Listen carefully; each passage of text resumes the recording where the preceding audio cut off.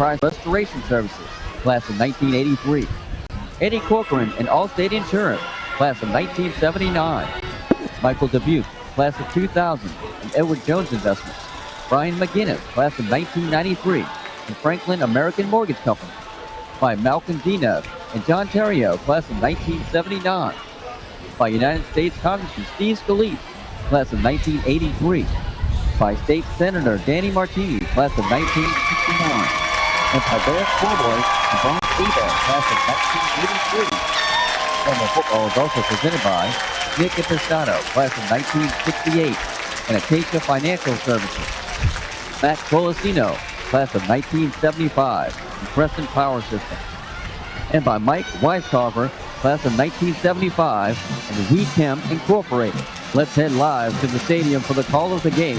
Here's the voice of Rummel Raiders football, WGSO Sports Director Ken Trahan of SportsNola.com, along with former Rummel head coach Easton Roth and former Rummel assistant coach Rick Gailey. From Joe Yenny Stadium in Metairie, it's Archbishop Rummel Raiders football as this evening the Raiders play host to the Brother Martin Crusaders. And a pleasant good evening to you. Ken Trahan joined by the coach, Rick Gailey. The other coach is taking a hiatus, Easton Roth. I don't know what he's doing, but it's good to have Rick with us and good to have you with us. Mike Cardella will be checking in from the sidelines during the course of the contest tonight. Of course, we are live on WGSO 990 AM at WGSO.com, and you can watch us tonight at SportsNola.com. Great matchup, two outstanding teams, Rummel and Brother Martin. Both teams once beaten on the year and 6-1 overall. The Raiders coming in unbeaten in district play, and Brother Martin with one loss in district play to St. Augustine. Well, you look at the way these two teams have played this year, and it's the perfect matchup, Rick. It's the unstoppable offense against the immovable defense. It's the enticing matchup that you always look for. The checkers, the chess, whatever you want to call it. It's going to come down to blocking and tackling and that matchup that you talked about. The Brother Martin offense has just been spectacular the entire year, and when you start breaking them down, they have so many terrific threats and a quarterback that can get the ball to all of them. So that is an outstanding group, and Rummel has one of the best defenses they've ever had at Rummel, and just it's going to be a beautiful matching of wits, watching Eddie Jackallard try to match wits with the Brother Martin Brain Trust as well. So lots of strategy, lots of movement, there's going to be lots of adjusting as we go forward, and it's going to be a spectacular evening. Crusaders coming off of a 49-24 win over Holy Cross, and the Raiders coming off of a 28-14 win over Jesuit. Brother Martin has not scored less than 40 points this year. They've scored 40 or more in every game this season, and that tells you about their offense. Rummel, conversely, defensively, so good as they've pitched a shutout, given up 7, given up 3, 14 3 times, and 16 once, so no one scored more than 16 against them. They'll be hard-pressed to hold Brother Martin to that figure tonight. Absolutely, and that's what's so intriguing about the matchup, that you can't picture a Rummel defense giving up the amount of points that Brother Martin has averaged. And it probably won't be the case, because that's usually what happens in matchups like this. Both teams get closer to the mean, and I certainly can't possibly picture Brother Martin being able to put 40 points on the board, even though you know that they are certainly motivated to do so. Let's answer the question that everyone wants to know, and that is Bruce Jordan Swilling. Yes, he's going to try to play. He's dressed. He has an ankle sprain, but he wants to play and try, and that does not surprise me given his competitive nature, terrific talent. He's been brilliant this year. 4th in the state in rushing, 196 carries, 1,553 yards, 28 touchdowns, averaging 221.9 yards per game.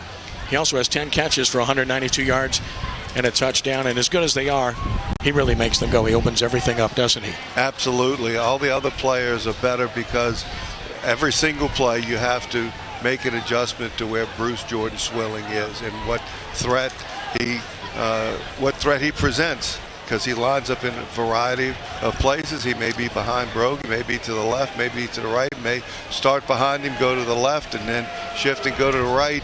So from all of those places, there's multiple things that he can do. and it changes it when you're looking at spread and shotgun attacks where the remaining back is, somewhat limits what they can do. And so defense is recognition and pursuit. Every time you move him to a different place, it changes the recognition aspect of it, and that's one of the things that makes them extraordinarily effective. It's Rummel and Brother Martin coming up. When we return in just a moment, you'll hear from Raiders head coach Jay Roth. You are listening to Rummel Raiders football on WGSO 990 AM, WGSO.com, and watching at SportsNOLA.com. Hurricane season brings fear to most, but what about everyday household things gone wrong? Who do you call when the water heater breaks or your pipes burst? Coach Roth for Brother Martin. Enterprise Restoration Services. Whether your damage is from water, fire, smoke, or storms, Enterprise Restoration Services makes coping with a disaster manageable. Their goal is to get you back to normal as soon as possible. Call Enterprise Restoration Services, providing you with a sense of direction. 1-888-339-4177 or visit weareenterprise.com.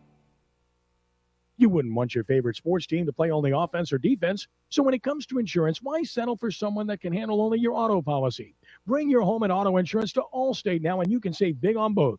You deserve someone that can assist you more. That's Allstate Stan. Are you in good hands? Call Allstate agent Eddie Corcoran, class of 79, at 504-469-6400. Subject to availability and qualifications, Allstate Insurance Company, Allstate Property and Casualty Insurance Company, and Allstate Indemnity Company, Northbrook, Illinois. Bears Po' Boys at Gennaro's at 3206 Metairie Road at Causeway Boulevard in Metairie is the home of the very best po' boys in the greater New Orleans area. Bears is open Monday through Sunday, lunch and dinner, lunch only on Sundays, and their signature world-famous roast beef po' boy is the staple of a host of terrific choices with all sandwiches made to order. Make sure you add a cold box and get some onion rings. The burgers, they're as big as hubcaps. It's a Best in New Orleans awards place. It's Bears Po' Boys. Brian Hebert, Rummel class of 83, says come on by and enjoy friendly neighborhood service at Bears Po' Boys at Gennaro's, Metairie Road at Causeway in Metairie. John Terrio, Archbishop Rummel High School, class of 1979, and managing partner of Malcolm M. Dean, Certified Public Accountants.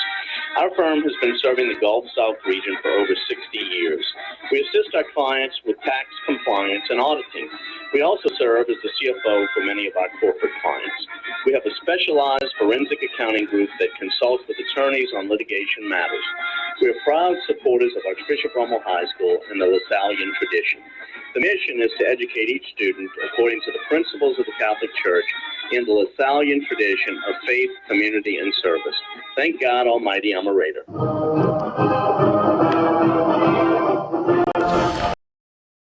Head coach Jay, just another night in the Catholic League. You face maybe the best offense, and not only in the district, but as good an offense as there is in the state of Louisiana.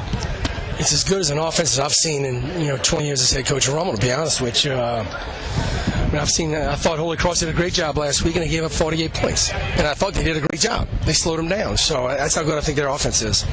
Your defense is awfully good, too. So it's one of those intriguing matchups because you got a great defense against a great offense.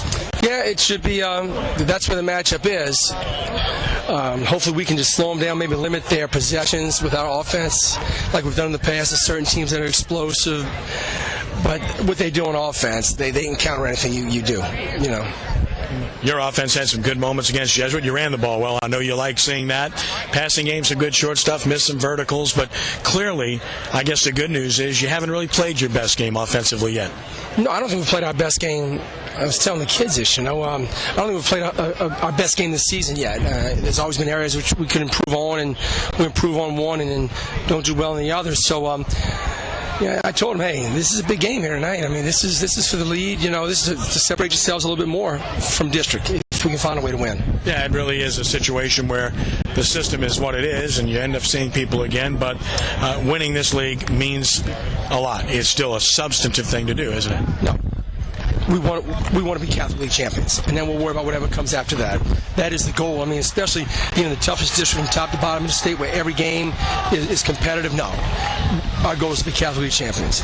Best of luck to you this season. All right. Thank you, Kenny. That's Jay Roth, the head coach of the Rummel Raiders, as Brother Martin takes the field, getting ready for the battle here tonight. Raiders will do the same here shortly as they're getting ready to come out as well.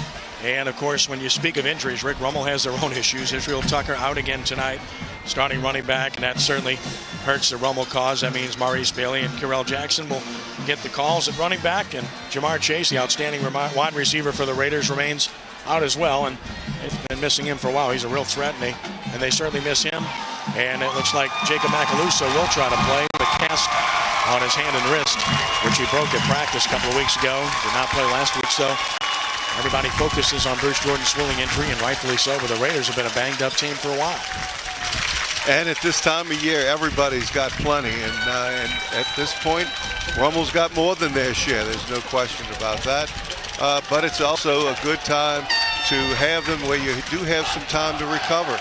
Because, as important as winning the Catholic League Championship is, you don't want to put a kid at risk. You want him to be ready for week 2 of the playoffs. You want to finish in the top 6 in the power points, and then you want that extra week to be able to get ready with a bye in the first round. So all of those injuries that you talked about are ones that will heal, hopefully. When I think of Jacob Macaluso, I'm sure his dad's got some ideas about how to treat what he's got, but everybody's got them, and that's why you cultivate depth over time, because that is such an important part of the game. As you can tell, the Rummel has just taken the field here at Joe Yenny Stadium. Really good crowd forming, as you might imagine, for this huge contest in District 9 5A. So both teams on the field. Brother Martin will be in their white look tonight. Their road whites, white jerseys, white pants, and their red headgear. And Rummel will be in their all red look. Their red jerseys, red pants, white helmets with the familiar R on it, white numerals. And working the schedule, Rummel the home team for 2 straight years because the Catholic League balance changed with 7 teams now at Curtis. In fact, Rummel had to play Jesuit on the road last week. So, I mean, it's just the way the balanced schedule works out with the 7 teams. Things change from year to year. Well, you're going to have some back-to-backs. You redraw. Every 2 years correct. You redraw. And so it's even if the district would have remained the same number of teams, you just... a factor.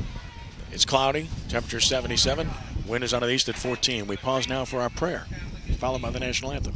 Thank you for the strong faith of these 2 Catholic schools, Brother Martin and Archbishop Rummel. We ask you to continue to strengthen us in our faith and always help us to grow in brotherhood as we seek to build up the kingdom of God. Strong and faithful God, as we come together for this competition, we ask you to bless these athletes. May they give glory to you by using their talents to the best of their ability. Keep them safe from injury and harm.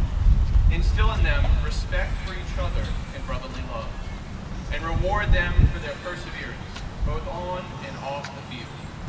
Lead us all to the rewards of your kingdom, where you live and reign forever and ever. Amen. A Mater for Jesu. St. John Baptiste de La Salle. Pray for us. Live Jesus in our hearts. Forever. Thank God Almighty. Amen.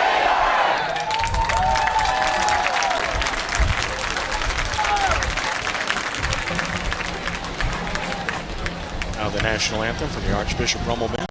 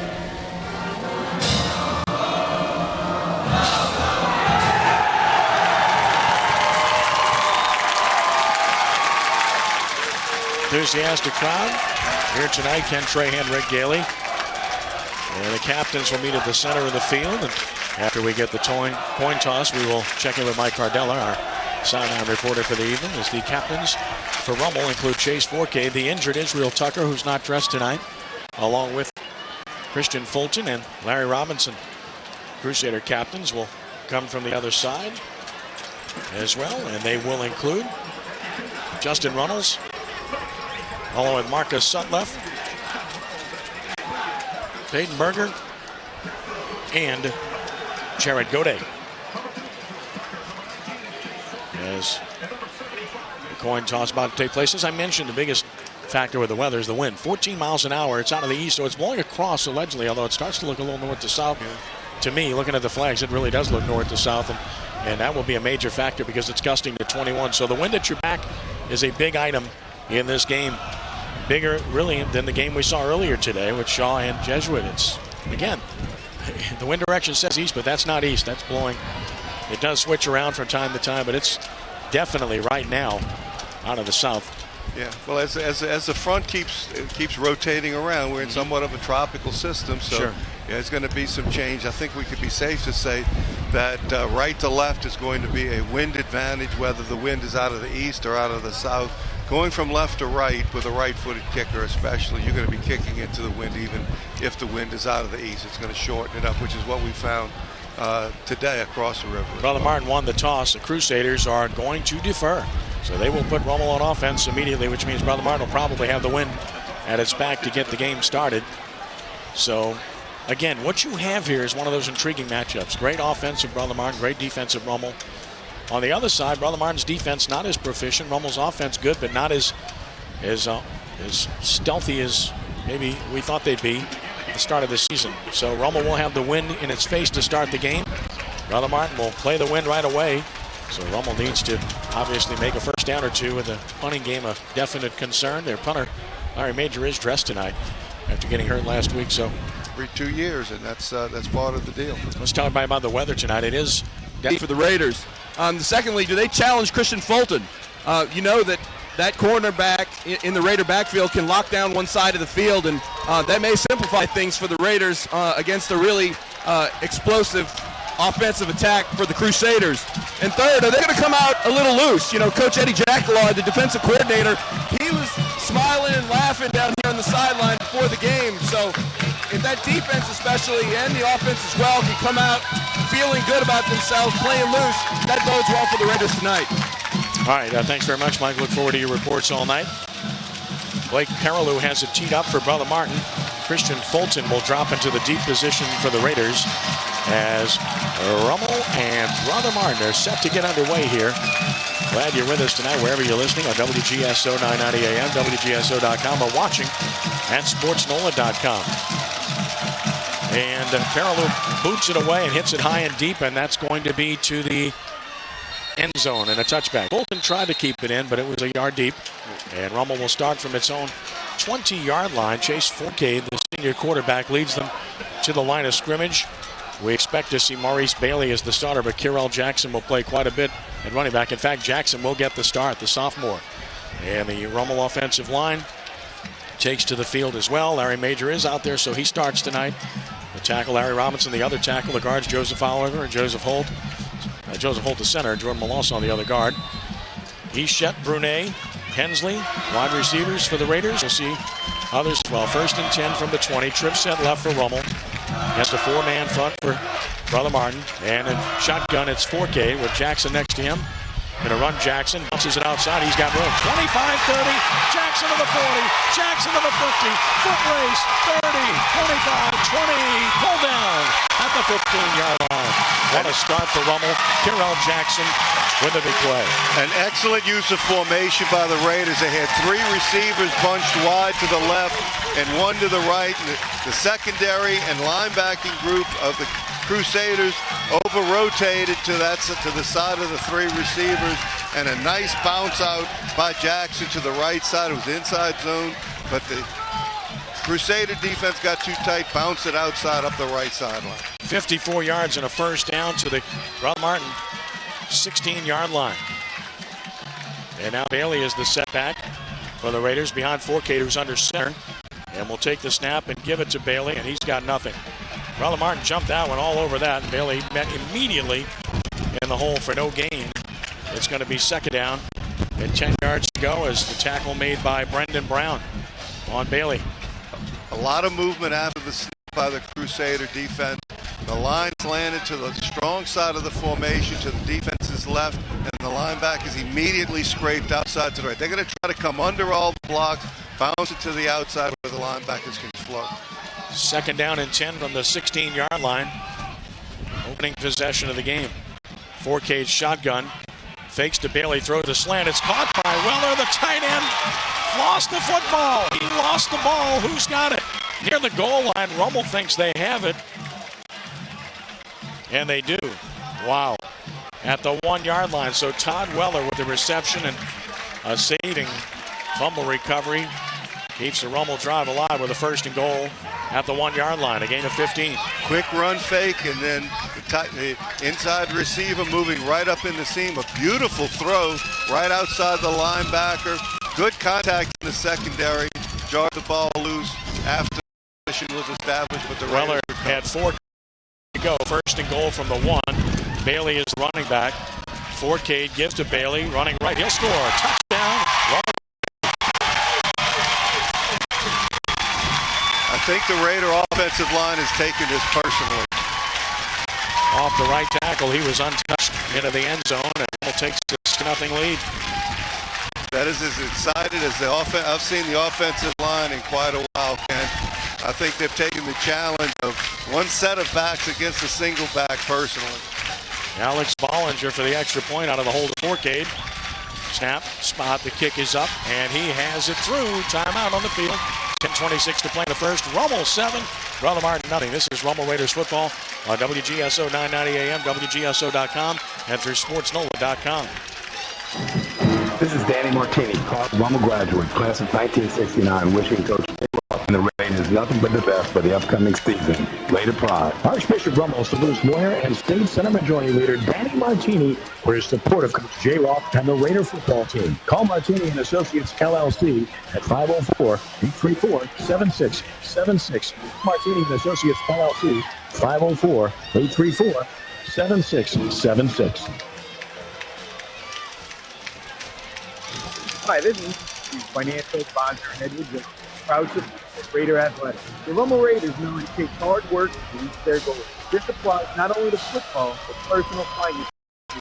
Your investment portfolio isn't putting forth the effort. Call me at 885-6432 or stop by my Metairie office behind the Clearview Mall to set up a free portfolio review. Go Raiders. Edward Jones, making sense of investing. Member SIPC. Quite a start for Rummel. Took him just 4 plays to go 80 yards. And 1:34 off the clock, and a touchdown run of 1 yard by Maurice Bailey gives the Raiders a 7-0 lead. Watch the kickoff. Wynn's going to knock it down as Bollinger puts his foot into it. He hits it pretty good. This is Bruce Jordan. Bad ankle and all from the 9. Upfield running right. He's at the 21. So Bruce Jordan away, getting an opportunity, and he gets it out to about the 21-yard line. Good kick by Bollinger with the win being a factor. And as a result, it will be Brother Martin at its 21-yard line to start their first possession of the game, led by Jake Brogy, the outstanding senior quarterback. Irv Smith and the tight ends, Patrick Lynch the center, Quinones and Clapp the guards, Clem and Runnels the tackles, the wide receivers Singleton, McGuire, and Robertson. Some offense they have on 1st and 10 from the 20. Here's Brogy to throw outside. That's caught by Singleton. Shook one tackle and then tackle for a gain of about 6. So Singleton right away gets involved in the action. He is a brilliant player. Brogy with a nice, safe, short pass to get him involved to the 29. A gain of 8. It's 2nd and 2. And Christian Fulton is going to match up the whole night with number 3. 2nd down and 2 Crusaders. Jordan Swilling is the setback, wide side, left side of the field. He'll get the call running left, got a block, and he's open in a 1st down across the 35 to the 36. A pickup of 7 for Jordan Swilling, playing with a bad ankle and looking good in the process. Excellent blocking by the left side of the Crusader offensive line, and that is definitely one of their strong points. Bruce Jordan Swilling gets a lot of the headlines, but the Crusader offensive line is very, very good. Outstanding. 1st and 10 from the 36. Receivers to either side, strong right formation. Right, Robertson, snap it, gonna run it in, Swilling, and he's bottled up. No chance. That Shaheed Reese was there to collect him right at the line of scrimmage. And it'll be 2nd and 10. Excellent job by the Raider interior, getting penetration, controlling the line of scrimmage. That time there was no place for Bruce Jordan Swilling to go. 2nd down and 10 yards to go from the 36-yard line. There's a run left, and Jordan Swilling leaps over one and gets out to about the 43, 44-yard line. Picked up about 7 or 8 on the play. Good run by Jordan Swilling. Excellent job of trying to spread the Raiders out to the right, which was a wide side of the field, running Jordan Swilling back to the left side. Once again, a really good job by the Crusader offensive line. He gains 7. It's 3rd and 3 at the 43. And here they go unbalanced line to the right. The right side against a standard 4-man front. And Rummel jumps, and that's going to give Brother Martin a 1st down. So serve that jump. That's a big mistake, and a 1st down, Brother Martin. Yeah, that's a gimme there, because with the quarterback in the shotgun, it's very easy to simply cue the football and not get over anxious. And unbalanced line was to the other side. Sam was to the short side of the field. Really had an aneurysm that time. 1st and 10, Brother Martin at his own 48. Their 2nd 1st down of the drive. Here's Brogy with a trip set right. Snap it, fake it, wants to throw it outside. Man's open, the throw's too tall. Again, this wind swirling across the field is going to make it tough. Pass was intended for Andrew McGuire. It's incomplete. It's 2nd and 10. It trips right and the tight end right. The only 2 players you had to the left side of the formation was the center and the guard. To the right side, you had a guard, a tackle, a tight end, and 3 receivers. So it was very overloaded to the right-hand side. But anytime you fake the ball to Bruce Jordan Swilling, it's going to get everybody's attention. The receiver was wide open. 2nd and 10 from the 48. Brogy shot, takes the snap. Runs Jordan Swilling on a cutback, and there's Derek Munson, the knife him down. He's some player. Puts him down at the 49, a gain of 1. It's going to be 3rd and 9. Excellent job by the Raider defensive line to funnel the play back to the inside, and Derek Munson was right there filling the seam exactly as he should have. Beautifully executed sound defense by the Raiders. No plan out. They put an extra wide receiver in. 3 receivers set, plus Irv Smith in the slot right on 3rd and 9. With Brogy in shotgun against a standard 4-man front for Rummel. Brogy accepts the snap, fakes to Jordan Swilling. He's going to throw deep down the field, no chance. Trying to get it to Singleton, but he was smothered by Fulton. And Brother Martin will likely have to punt it. Very nice job of pinning Singleton up against the boundary, having inside position. And in throwing in that direction, you're definitely going downwind, and it just blew it well past the receiver. No chance. Now with the wind at his back, it will be Daniel Benitez to punt it away. And Denove will drop deep for Rummel. Andre Denove standing at about his 11. Rummel hasn't gotten anything done in the punt return game this year. They've been good in the kickoff return game, not in the punt return game. Here's Benitez. Good firm snap from center and a nice high punt toward the sideline. Is going to go out of bounds. Just outside the 10, probably at about the 14 or 15. They're going to mark it at the 13. That's where Rummel will start with 7:27 to play in the first, leading Brother Martin 7-0. Very nicely executed. That was one of the best long snaps that we've seen all year, Ken. Sweet. That's why I described it the way I did. Exactly, and that's just to reemphasize that point. And kicked the ball out of bounds to the left. Ball's at the 13-yard line, so overall a very well executed punt by the Crusaders. The whole operation was efficient. Now the Raiders, with the ball blowing around on the ground, the officials are having to reset it on the right hash mark. Rummel at its own 13 on 1st and 10. Snap it. And that's Forcade running, fighting hard, getting out near the 20. That's just good, tough running by Chase Forcade. Picked up about 7. An interesting way of running a quarterback draw. He took one step like he was going to pop a quick slant to the wide receiver, and then just followed his offensive line forward. Made contact. There was contact 3 yards down the field, and he drugged them for another 5 yards. Well, he's definitely an improved runner this year. Not that he was bad last year, but he's better. Gain of 7. It's 2nd and 3 at the 20. Rummel operating into the wind. And they want to empty the backfield, so Forcade might run it again. 2nd and 3. Now motion, Hensley. He's going to get it in a speed sweep. Got a great block at the point of attack, and he gets to the corner. 25-30. Shook a tackle out of bounds near the 35 with the first down. Well executed play, extremely well blocked at the point of attack. Beautiful job of setting the edge on the left side of the offensive line, and the wide receiver also did an outstanding job with his stalk block. And Hensley did an excellent job of getting all the way to the boundary. You have a tendency of wanting to cut that up too soon, but he just kept running all the way to the boundary, as you should on that type of speed sweep. Very well executed. Gain of 14. It's 1st and 10 at the 34 for the Raiders. Forcade in shotgun. He has Jackson next to him, and Kimbrough's the up back. Weller tucked in right side. Fake it. Forcade keeps it running left. He's in deep trouble. He'll be hit for loss. Back at about the 32. Didn't fool anybody. Staying home to make the stop for Brother Martin was Brendan Brown. Forcade loses 2 on the play. Tom, once again, they went with the slanting offensive front to the left, and the linebackers were able to scrape off as soon as they realized that it was a fake. So the Crusader defense was all positioned perfectly for that play, a 2-yard loss. 2nd down and 12.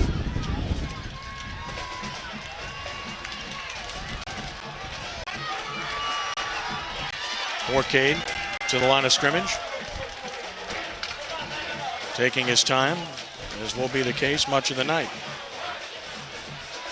And a run left. That's not going to happen. Another loss for Rummel.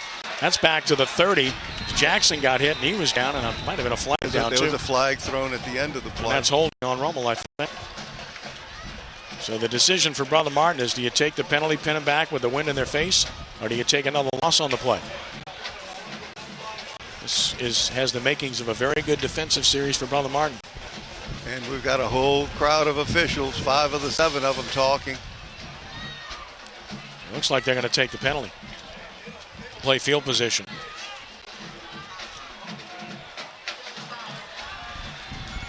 No, they do decline it, so it's a smart decision, I think, by Mark Bonis. You don't want to give somebody an extra snap. No, because now you've got them 3rd down and 14 with the wind in their face, and the threat of a play down the field is not that great. Exactly. And to force a punt into the wind is certainly what Brother Martin wants to do. 3rd and 14 at the 30. 4K shotgun. Twin receivers right, a single left. Chase gets the snap, rolls to the right, throw back left. It's open, it's out at the 30. Shook a tackle, there goes Hensley. He's in the 45-50. Broke a tackle, what a run. All the way down to the Brother Martin 40. Beautifully executed call and play. And effort running the ball by David Hensley. And a first down, a gain of 30. That was a sprint out to the right for 5 steps, and then Forcade stopped and threw it back to Hensley, who was running a tunnel screen from the left side by himself. We had 3 receivers to the right, so all the action was going to the right. Got it to Hensley coming back to the left. Couple of good blocks from the inside out. As soon as he caught the ball and that first block was made, that's when I said he's got it. What a big play. 31 yards to the Brother Martin 39. Hensley. 1st and 10 Raiders from that point. Jackson in the backfield with Forcade. Takes the snap. Gives to Jackson. Nice cut. 35-30. He's gone. He will not be caught. Touchdown, Rummel Raiders. And it's 13-0 Rummel as Terrell Jackson. What a great jump cut in the hole. 39-yard touchdown for Jackson. Man, he's going to be some good. He already is. He really is. Talk about quick as a hiccup, because he's built like a fire plug. And when he makes a jump cut, his feet just barely get off the ground, but he changes direction so quickly, but his shoulders are still square, and it only takes him 1 step to accelerate from that. That is just beautiful execution of a jump cut. Snap, the spot, the kick is up, and it is good by Bollinger. 4:52 to play in the first. Rummel 14, and Brother Martin nothing. Pretty impressive by the Raider offense thus far. You can't have a better start than they had when they've got a 3rd and 14, and you're able to have a David Hensley to dump the ball to on a tunnel screen, and you get a first down on 3rd and 14 without really any risk to it. Then that says a lot for the ability of this offense, and they've been spreading it around. The addition of Chase Forcade as an extra runner has been huge. Certainly, Terrell Jackson and the impression that he has made with his quickness, and he's so short you can't see him, and he's powerful as well. And when David Hensley is healthy and can get some snaps offensively, you've got some real threats all over the field. Bollinger to kick it off. Jordan Swilling will be deep. Now Bollinger tees it up on the left-hand side. He kicked it straight down the hash mark last time and got it all the way down inside the 10. Ball blows off the tee. So you hope that somebody doesn't need to hold it, but that looks like that very well might be the case. No, and I think that's wise. Try to do it one more time. Keep the extra guy. Because if you have somebody holding, then you're taking somebody out of the coverage team.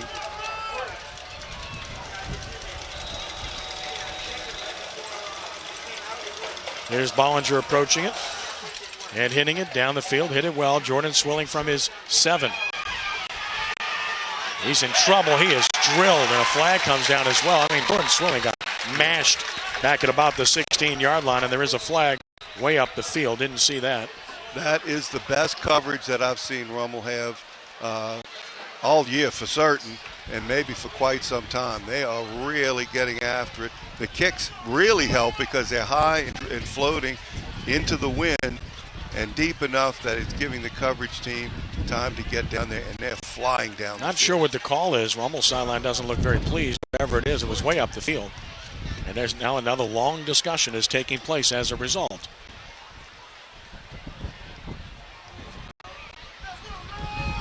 Okay. Illegal use of hands on Brother Martin. What's so sure about that? Yeah, I'm sure. So this is going to be marked off back to the 9-yard line, it appears. Right. With 4:46 to play in the first quarter. Brother Martin on offense for the second time. Each team with a penalty now in the game. Crusaders with a couple of first downs on their first possession. Couldn't sustain it. And now Brogy leads his team on the field.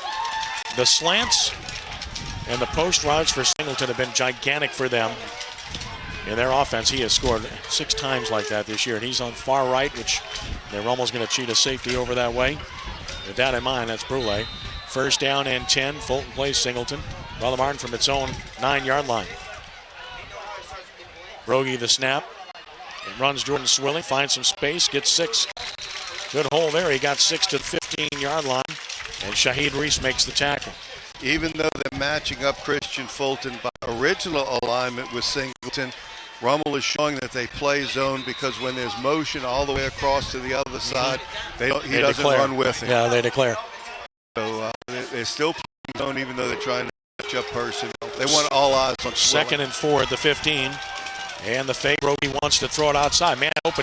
Singleton 20, 25. Boy, how do you not account for him? He's out of bounds at about the 28. That's certainly not the defense they want against Jeremy Singleton, who's as good as anybody you'll find in Louisiana. Fast, quick, just an electric player. That's a gain to the 29, 14 yards and a first down. With the play-action fake, you had the whole Rummel defense, the secondary getting deep. They're playing a lot of cover 4, which means you're playing quarters deep. Now this is cover 2. The corners are up tighter, but the safeties are going to be heavily involved in the running game. Fake by Brogy, throws it outside, well overshot. His tight end, Peyton Oakland, who released from his tight end position on the right side. So it's going to be 2nd down and 10. It was a run fake to Jordan Swilling to the left. The tight end was running in the flat while the wide receiver to the right was going deep. Wide open, but Brogy, as he has a tendency to do, gets a little too excited and will overthrow some passes early. 2nd and 10 from the 29. Motion Singleton. Rummel stays in the zone. Fake it. Going to throw it outside. Bubble screen almost in his. Wow. He almost picked that off, and goodness gracious, that would have been a disaster for Brother Martin. That's exactly right. Andre Deneuve saw that coming the whole way.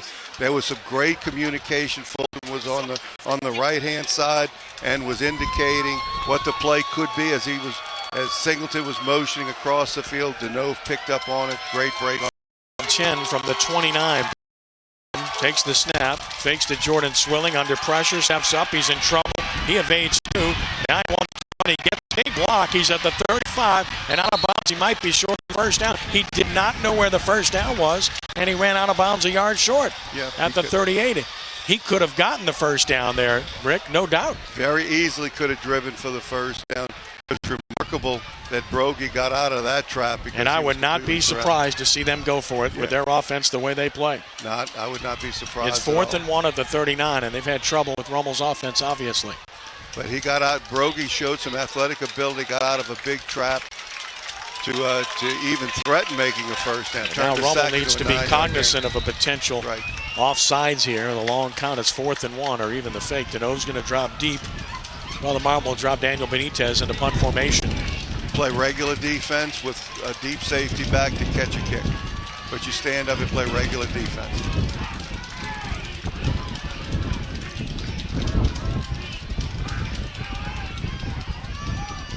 A good pass from center. And the punt is away. It's end over end. Very short. And it's going to be a big bounce for Brother Martin inside the 25, inside the 20, inside the 15. Huge punt, changing field position in a hurry, all the way down to the 15-yard line. And that's where Rummel will start this possession. Yeah, at least a 15-yard roll on that one, but it was so short. It would have been very difficult to catch the ball. Would have had to catch it on the run. In fact, one of the Rummel blockers got knocked on the ground, and there was a fear at some point in my mind that the ball could land and hit him while he was on the ground. So the Raiders have possession, 15-yard line. Ball is on the right hash mark. 2 for 2. 2 touchdowns on their first 2 drives. 3:35 to go here in the first quarter. So Rummel gets it back at its own 15-yard line on first down. Snap it, run it right. Nice hole. Bailey, and he's loose. He might go.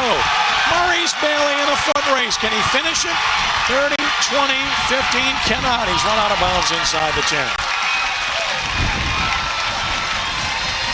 Wow.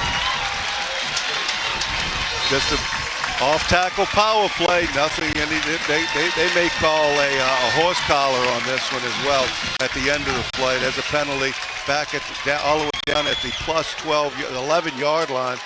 But just plain old Rummel off-tackle power. 26 power rope.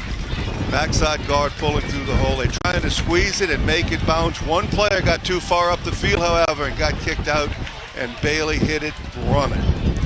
So the ball ended up at the 11-yard line. Okay, face mask. Face mask. 69 yards on the run by Bailey. And the penalty is going to put it down, looks like, to about the 5 or 6. Yep, at the 5, right to 5.5. They may have got their math right on that one, Ken. Yep. Second penalty at 14 yards. So it's 1st and goal from the 5. Carell Jackson is the running back. Forcade the snap, counter play left, hit at the line of scrimmage, and he'll be stopped cold. So no gain there for Jackson. It'll be 2nd and goal from the 5. Yeah, this is traditional formations here at this point, trying to run the counter with the backside guard and the tight end who would motion to the right, coming back and leading through the hole. Now the ball is squarely at the 5-yard line. Brother Martin in a standard goal line defense as well, a 6 type of look. 2nd and goal from the 5. 2:50 and counting in the first quarter. 14-0 Rummel on top. Raiders taking their time breaking the huddle. Jackson is the running back. Weller is slotted right. Good lead blocker. Forcade takes the snap, and he fakes and rolls left. He looks, he throws, corner of the end zone, touchdown, Hensley. Beautiful coordination. Fake the inside run to the right. Forcade bootleg to the left with a lead blocker. Hensley made a really strong move to the inside like he was going to run a hook or an in route, and then planted his foot and pivoted to the outside, and Forcade did a great job of leading him to the outside away from the defensive back. That's something the Raiders have not shown before with a pivot route outside by the wide receiver. Extra point by Bollinger is up, and it is good. With 2:30 to play in the first quarter, you're just tuning in. It's Rummel 21, Brother Martin nothing. It looked, once again, I mentioned after the first play, I'm going to do it again. I think the Rummel offensive line has taken this whole running game versus running game. They've been hearing about the Brother Martin running game all week, and the offense hasn't gotten a lot of notoriety, but I think the Rummel offensive line has taken this challenge personally. They've certainly finished off the drives. That was a beautiful bootleg to the left and great timing. And that's one, with the wind the way that it is, he had to be able to judge it as well as he was sprinting to his left. He had the option to keep it or throw the ball to the outside, but a beautiful throw and catch. When the Raiders can do that, that is really completes the offense.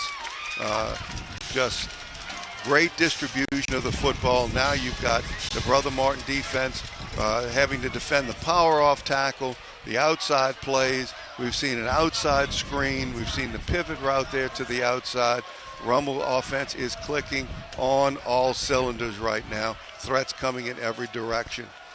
And now the Raider defense, who has been just absolutely outstanding so far, has another challenge. Ball being teed up on the left-hand side with the kickoff team. The kickoff coverage has been superb the first two times. And let's see how it holds up again. So here's the kickoff, and it is sailing high down the field to about the 8. Singleton has it this time. Singleton with speed on a cutback, and he's down at about the 23. Again, the coverage has been really good for Rummel. Excellent, excellent. That high kick. Now here comes another out of the stands, it looked like. We'll see what this is, but another high kick allowing the Raiders to get down the field with speed. Once again, that's the best coverage I've seen so far. In fact, they're able to get all the way around the wedge, and Singleton was trying to break out to the left, got tripped up from behind. And we've got another 3-man official conference. Yep. Not sure what this is.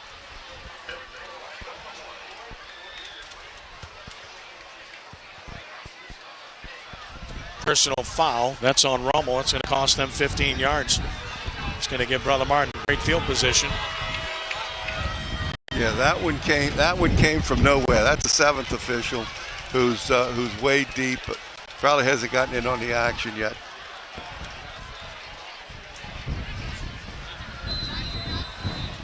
But that's certainly 15 yards. That's going to be difficult to get back. From the 42-yard line, rather the 37-yard line, is where Brother Martin starts this possession on first down. Jordan Swilling on a cutback. It's open. He's loose, and they're not going to catch him. Touchdown, Brother Martin. Bad ankle. Forget about it. 63 yards. Bruce Jordan Swilling. How good is he? And how well blocked was that? He exploded through that hole, and Brother Martin has cut the deficit to 21-6. Game on. That didn't take long. My goodness, running inside zone from the left to the right side. One cut, and had the crease, got to the second level, and outran all the angles of the Raider defenders. That shows their explosiveness.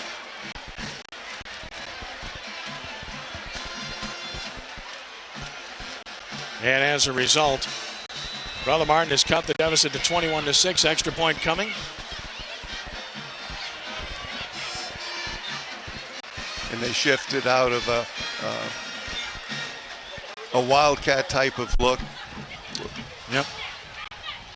Snap it, spot it, kick it, and it is good. So with 2:13 to play in the first quarter, it's a new game, 21-7. Rummel over Brother Martin. If you had any illusions that 21-0 was safe, forget about it when you're facing Brother Martin. That is not going to happen. My goodness, that was what an explosive play that was, and it was just their basic inside zone play. One good cut, and as I said, outran all of the. Yeah. Outran all the angles of pursuit that the Raiders had. So it's 21-7 with 2:13 to play in the first quarter. SportsNola.com, we're rebooting for radio. Our old Google friend decided to kick out. Whoop, that's not a good idea. No, it doesn't. Not friendly. That's right. Not much we can do there, but we'll get that taken care of as we speak. So stay with us. Ah, yes, modern technology. Something like that. Doesn't get any better than that. It's always something. But here now, Brother Martin with a new life after that explosive run by Jordan Swilling. I mean, you had him backed up at the 20, 15-yard penalty for a personal foul, and then one play, boom. Lots more fun to come, I think, Ken. Gives a life here. And it will be Perilou to kick it off.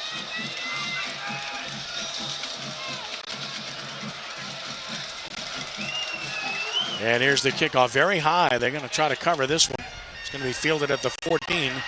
Hensley hits it to the 25, 30, 40. Great return by Hensley.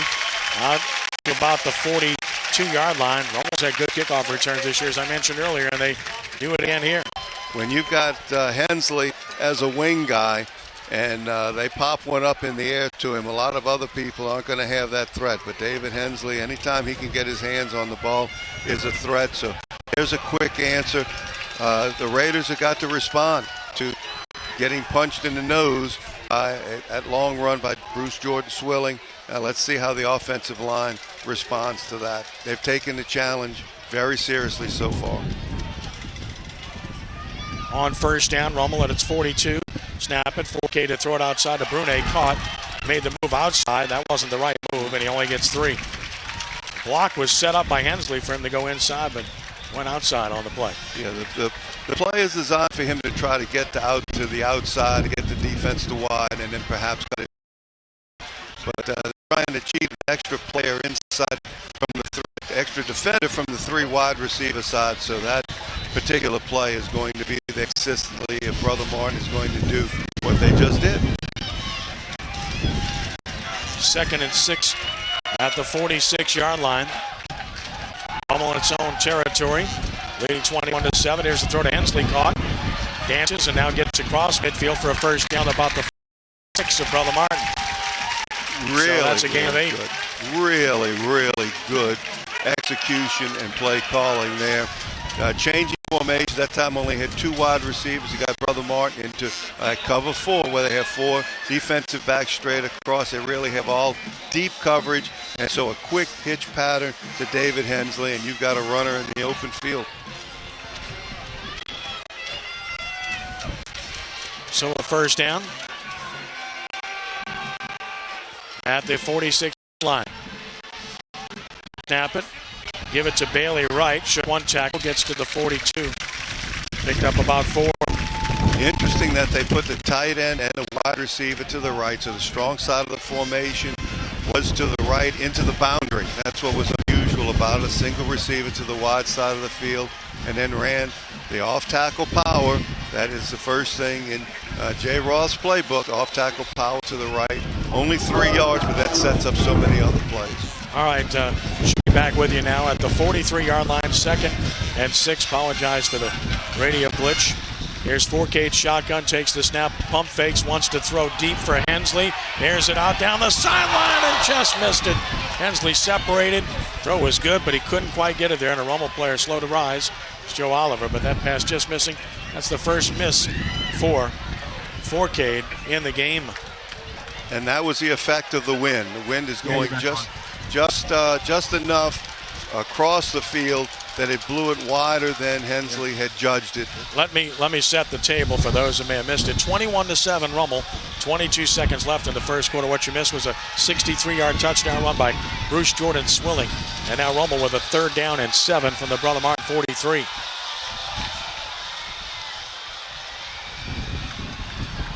Snapping and a fumble by 4K. He picks it up and he'll run it. 40, 35, nice cut, first down to the 30. I mean, even when it goes bad, it goes well, right? Instant quarterback draw. That's what experience will do for you. That when there's a snafu, you don't panic. You just play it as it lies, so to speak, and you take advantage of the situation. You not only take lemons and make lemonade, but you sell it at a profit. and that's exactly what Chase Forcade did. So Forcade picks up 13 and a first down. The Raider drive alive at the Brother Martin 30, and that will be the final play of the first quarter. So at the end of one quarter, our score, Rummel 21, Brother Martin 7. This is Rummel Raiders football on WGSO 990 AM, WGSO.com, and at SportsNola.com. Greetings, Raider fans. This is Congressman Steve Scalise, Rummel class of 1983, proudly representing the 1st Congressional District in the great state of Louisiana. Speaking of great, congratulations to Coach Jay Roth and the Raiders on winning 2 state championships. Here's wishing the Raiders best of luck in whipping the opposition in their quest for a 3rd title. Thank God Almighty I'm a Raider. Raider pride. Archbishop Rummel High School thanks Steve Scalise for his support of Rummel Raiders football. Hey, Raiders fans. If you are buying or refinancing a home, look no further than Archbishop Rummel class of 1993 alum Brian McGinnis at Franklin American Mortgage Company. When you work with Brian and the professionals at Franklin American Mortgage, you'll always get a winning game plan and customer service that's second to none. Call Brian at 615-491-484. Franklin American Mortgage. It all begins with home. Franklin American Mortgage is an equal housing lender, NMLS number 1599.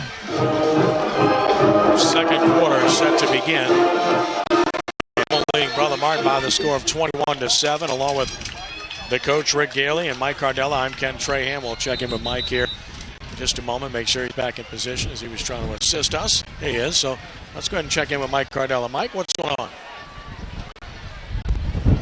Our friend Ed Daniels, that Rummel put up 272 yards of offense there in the first quarter, so I guess that suffices to say that Rummel's big play offense has really come out tonight. And one other thing to monitor down here is that linebacker Shaheed Reese was down on one knee just a moment ago, looking to get some treatment from a trainer. We'll have to keep an eye on that. Yeah, he's an important player. He's played very well. Thank you. Here's a play fake by Forcade. Pump fakes again, throws outside, caught. And that's Eschet. First down across the 20. Brett Eschet down to about the 18. Raiders clicking on all cylinders offensively, Rick. They are spreading the ball around. That time, Chase Forcade was looking to take a shot down the field after run action, and nothing was there. He looked at one receiver, couldn't find anything. Second receiver, Eschet, was running a shallow cross from the left side to the right side as an outlet, dumped the ball off to him, and he takes some yards after catch for a first down. To the 18-yard line. Forcade shotgun, takes the snap, gives to Jackson, bounced it outside. He's at the 12, and he's getting stopped there after a gain of about 6. So Jackson's had a big first half, and he continues to run it well. Well, he keeps his feet so close to the ground and can change direction so fast. And then his acceleration after the cut is exceptional, and that's what really separates him. Not only the quick cuts, but how fast he gets to full speed after the cut. Marked it at the 13, so it's a gain of 5, and it's 2nd and 5 from that point. 11:15 in counting first half. Rummel up 21-7. Bailey is the setback. Forcade under center. Takes the snap, gives to Bailey. He's going to be crushed. He went nowhere. Hit and dropped right in his tracks as he was hit by Matthew Clapp. That's right, another son of Tommy Clapp, and a good one, who knocks him flat at the 13 for no gain. It's 3rd and 5. Clapp came off of the double team of the tight end and the tackle. The kick-out block was there. The wall-off block was coming, but Matthew Clapp was able to defeat the down block and slam the ball carrier to the turf. Here's a 3rd and 5, Rummel at the Brother Martin 13. This game's all about finishing drives the way it's shaping up. Forcade shotgun, receivers to either side. Chase takes the snap, wants to throw. Looking, now rolls right, still looking, throws, and incomplete. Unable to catch it was Brunet, and now a decision for Jay Roth. Here he's going to try the field goal, it appears, despite the wind. And this is going to be an angle right and a stiff wind. This will be tough for Bollinger. I mean, that wind is pretty vicious. Now, the distance isn't the problem. It's going to be 30 yards, but the angle is way right to the right hash mark. It's from the right hash mark, so you've got a big angle, and you also have the wind that is blowing from right to left right now. I mean, that wind is unbelievably stiff. Snap, spot the kick. He has the distance. He's hit it well, and he knocked it right through. What a kick by Bollinger. 30-yard field goal, Alex Bollinger. Timeout, 10:14 to play in the first half. Rummel 24, Brother Martin on WGSO 990 AM, WGSO.com, and through SportsNola.com. Nick Impastato and Acacia Financial Group have a vast portfolio of financial vehicles for your business and personal needs. Tax-favored, non-qualified retirement plans, group benefits, individual and group health, life and disability insurance, and more. Nick Impastato, class of 1968, president and general agent of Acacia Financial Group, and Kevin O'Brien, class of 1993, sales manager of Acacia Financial Group, are proud sponsors of Rummel football. Acacia Financial Group, helping clients solve their financial puzzles. WeChem is a full-line specialty chemical manufacturer of industrial cleaning and MRO products. WeChem has the exclusive patented Hulk system for your bulk chemical cleaning needs. The Hulk system applies the cleaning solution at the site to be cleaned and easily rinses off with the same hose applicator. The Hulk bulk chemical cleaning needs. At WeChem, contact 1975, Old Kropot, class of 75, Dan Waltz, class of 85, Glenn Weiscarver, class of 1985, and Mike Weiscarver Jr., class of 2008. 24-7, Rummel on top. On the field goal by Bollinger, who hits this one deep and into the end zone for a touchback. Brother Martin will start from its own 20. As a result, there was a 10-play, 45-yard drive for the Raiders, which stalled out, but Bollinger converted, and now the high-powered Brother Martin offense back on the field. They needed just one play to score their last time that they were out there. It's Bruce Jordan Swilling. If he's got a high ankle sprain, I'd love to see him healthy. Actually, I've seen him healthy. He's tremendous. He is some talent. I mean, you talk about shot out of a cannon. That big to be that fast. That was hugely impressive on the last series, being able to take that to the house and run away from people. 1st and 10 at the 20-yard line for the Crusaders. Jordan Swilling remains a running back. Shotgun Brogy takes the snap and keeps it running right, does Brogy. He is going to be cut down at about the 22. Only a 2-yard gain. Firing up to make the play. It's Jacoby Jones out of the secondary for Rummel. He reacted well. Most of the time when you're playing shotgun teams, you want to make them give the ball on the zone play and not allow the quarterback to be a runner. In this case, Brogy is a very good thrower, nice athlete, but he's not much of a threat running the ball, so you want to make sure Swilling. 2nd and 9, he gained 1. Jordan Swilling the carry, trying to get the corner. He will. Jordan Swilling leaps over one tackler and gets out to about the 28. He's some player. And looking at the Rummel defense, Macaluso not playing despite that cast and being dressed out a broken hand. And that definitely hurts Rummel's defense because he's some tackler. Absolutely. And a tremendous block on the perimeter by Irv Smith that time. Really took away any force that the secondary was going to be able to turn Swilling back in. A terrific job by the Texas A&M commit. 3rd and 2 at the 28. He's some good player. Son of the former Saints tight end. Snap it. Run Jordan Swilling inside. 1st down and more. He jumps out of the pack and gets out to the 36, a gain of 8. And Brother Martin starting to impose itself up front. What an exciting player he is as he comes across on the zone play. He's one of the players, even out of the shotgun, you don't mind him moving laterally because when he sees an opening, he can hit it extraordinarily quick. And then once again, accelerating at 210 pounds, has enough power to pull away from people. He's already at 99 yards rushing. 1st and 10, trip set left. And they're going to run Jordan Swilling, who bounces it and gets about a yard to the 37. That time well defensed by Rummel. As Munson was there to make the stop for the Raiders, who are going with Shane Brotherton, that sophomore linebacker, in the place of Macaluso. Unbalanced line that time. Guard, tackle, tight end, and 3 receivers to the left. Ran Swilling back to the right side where you had guard and tackle. 9 carries, 101 yards for Jordan Swilling. 2nd and 8 at the 38. Snap it. Brogy fakes, throws outside. It's caught and blown up. Irv Smith is decked. What a play by Jacoby Jones, who's been very good in this game for Rummel. What a great play by Jones. He was blocked head on by a wide receiver, but he maintained the leverage. He didn't run around the block. He pushed the wide receiver back into the backfield, used his hands to disengage, and then had a head-on form tackle. A fantastic play by Jacoby Jones. So it is 3rd down and 11 back at the Brogy the snap. Throws a little flat pass willing to try to get him in space, and they do. Cuts back, first down. It's a great call. Rummel blitzed, and they paid for it. And they had blocking on the outside as they flared Jordan Swilling to the outside with blockers. Ed was the only receiver who was going to get the ball. So a very sound play. Anytime you get the ball to him in the open field with two blockers ahead of him, you've got yourself a play, and that's exactly what happened there. Nice job of a flare screen to Jordan Swilling. It's a beautiful call, well executed, and you get it in his hands in space.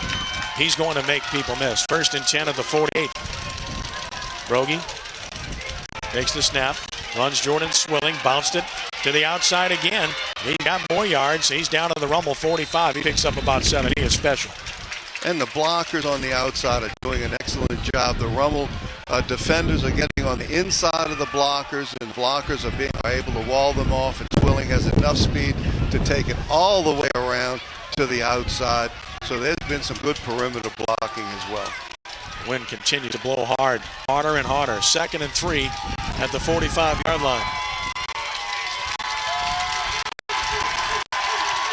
Brogy takes the snap, fakes to Lacerra, throws down the middle. That's not open at all. Trying to get it to Irv Smith in the seam, but Rummel was all over it.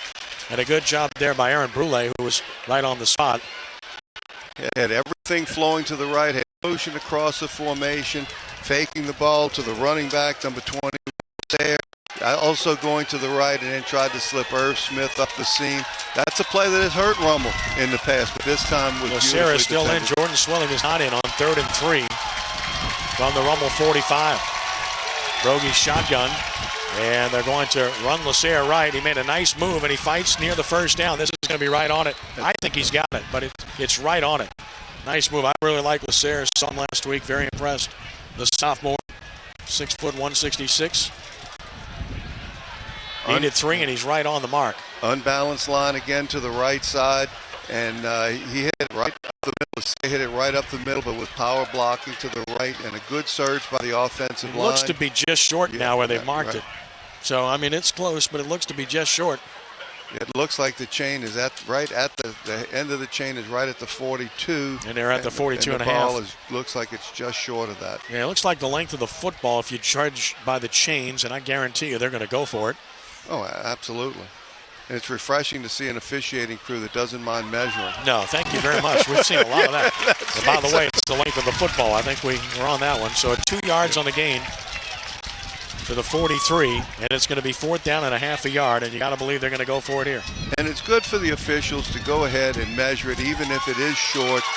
It's obvious that it's short because it gives both sides the opportunity as Macalusa goes in the game. Right, so he comes in short yardage. I mean, he can't put a right hand on the ground, but he's going to try to. It is. 4th down and a half yard. Brother Martin at the Rummel 43. Brogy the snap. Trying to run it inside. He stopped. He didn't get there. What a stop by the Raiders. They jump him, stop him, and the Raider defense prevails. Preston Guidry on top of Jordan Swilling. No way, no how. Lost a yard. Rummel gets a big stop. What a huge surge by the Rummel defense. The inspiration by Macalusa going in the game. Everybody in the stadium noticed. I even noticed while I was talking. That takes a lot. But that bit of inspiration led a great surge by the Rummel defensive front. What a big stop that was. My goodness. With 6:45 to play in the half, Rummel takes over at its 44-yard line with a 24-7 lead. And the Raider offense, which has been really good, back on the field. A little bit of confusion here. And Chase Forkay will operate empty, but they might bring Hensley around. Yep, they will. You know that was going to happen. And he bobbled the snap and lost it, and Brother Martin recovers. Forkay dropped the snap. Brother Martin recovers at the Rummel 39. That's a potential game-changing play. Recovered by 52. Peyton Berger right after the big stop. What a turnaround this is. Yeah, that's a huge, huge mistake. Out of the shotgun, Hensley coming across in motion, ostensibly to get a handoff or to either fake it, and Chase never caught the ball. Got distracted, got his attention away from catching the snap. Ball hit his chest and bounced away, and the Brother Martin outside back at defensive end was right there to collect the gift. Peyton Berger and Rummel with the first big mistake of the game at Brother Martin. Now the Rummel 39 with a short field with 6:39 to play in the half. On first down, Brogy with Jordan Swilling behind him. We'll give him the ball, and he's going to fight forward. Got drilled 3. I mean, he got punished, but made some yards nonetheless. Great job on the second level, being able to get a surge. Jordan Swilling looked like he was going to be able to get to the second level, but they stopped his fall momentum and then knocked him backwards. Second down at 8, 37-yard line. Of Raiders for Brother Martin. Snap it, play fake, Brogy throws, and Fulton, he's gone! That's a 63-yard touchdown run on the interception by Christian Fulton.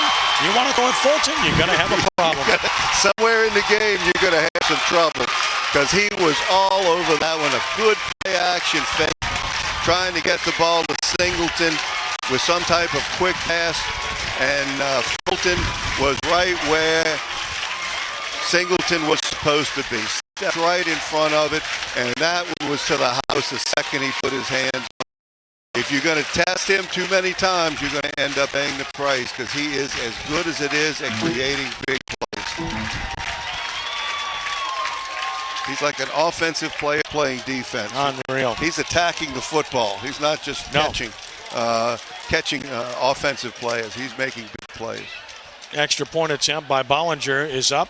Line drives it through, and with 5:53 to play in the first half, it's now Rummel 31 and Brother Martin 7. Wow.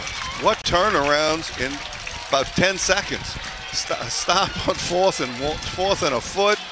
A fumble on the first play with the snap bouncing away from Chase Forcade. A big hit on the first down play, and then the interception for the pick six. Good grief, we still have almost 6 minutes to go. 5:53, we just did the second quarter. How much more fun can this get? Rummel defense playing exception, and as we've just seen over and over again, the Rummel offensive line has taken this very personally. It's incredible how excited on the fourth down play, especially the defense got when Macalusa came in the game. When Jacob Macalusa came in, and talk about neat, Ken, when somebody who's the son of a player that you coach gets to go in and influence a crowd like he did. That is a tremendous feeling. And I'll tell you, Christian excited because his older brother Keith is able to be here tonight. He's on the sidelines watching, and Keith was ready to strap it on himself. He's at Southeastern Louisiana, and sitting out this year. For those that are interested, he'll have an opportunity next year for a good program at Southeastern. That is a terrific program. As long as they keep Ron Roberts, they're going to be competitive. And Christian Fulton gets a little bit of rest right here by covering the kickoff. Yeah, right. He goes right for a touchdown. Come back, let's go cover this kickoff. Nothing wrong with putting your best players on kickoff coverage. Bollinger to kick it off. Still waiting for the play. What was a TV timeout here? This is taking a while. Not sure why. The ball has been spotted for a while, and the wind's going to knock it down at some point. You would think.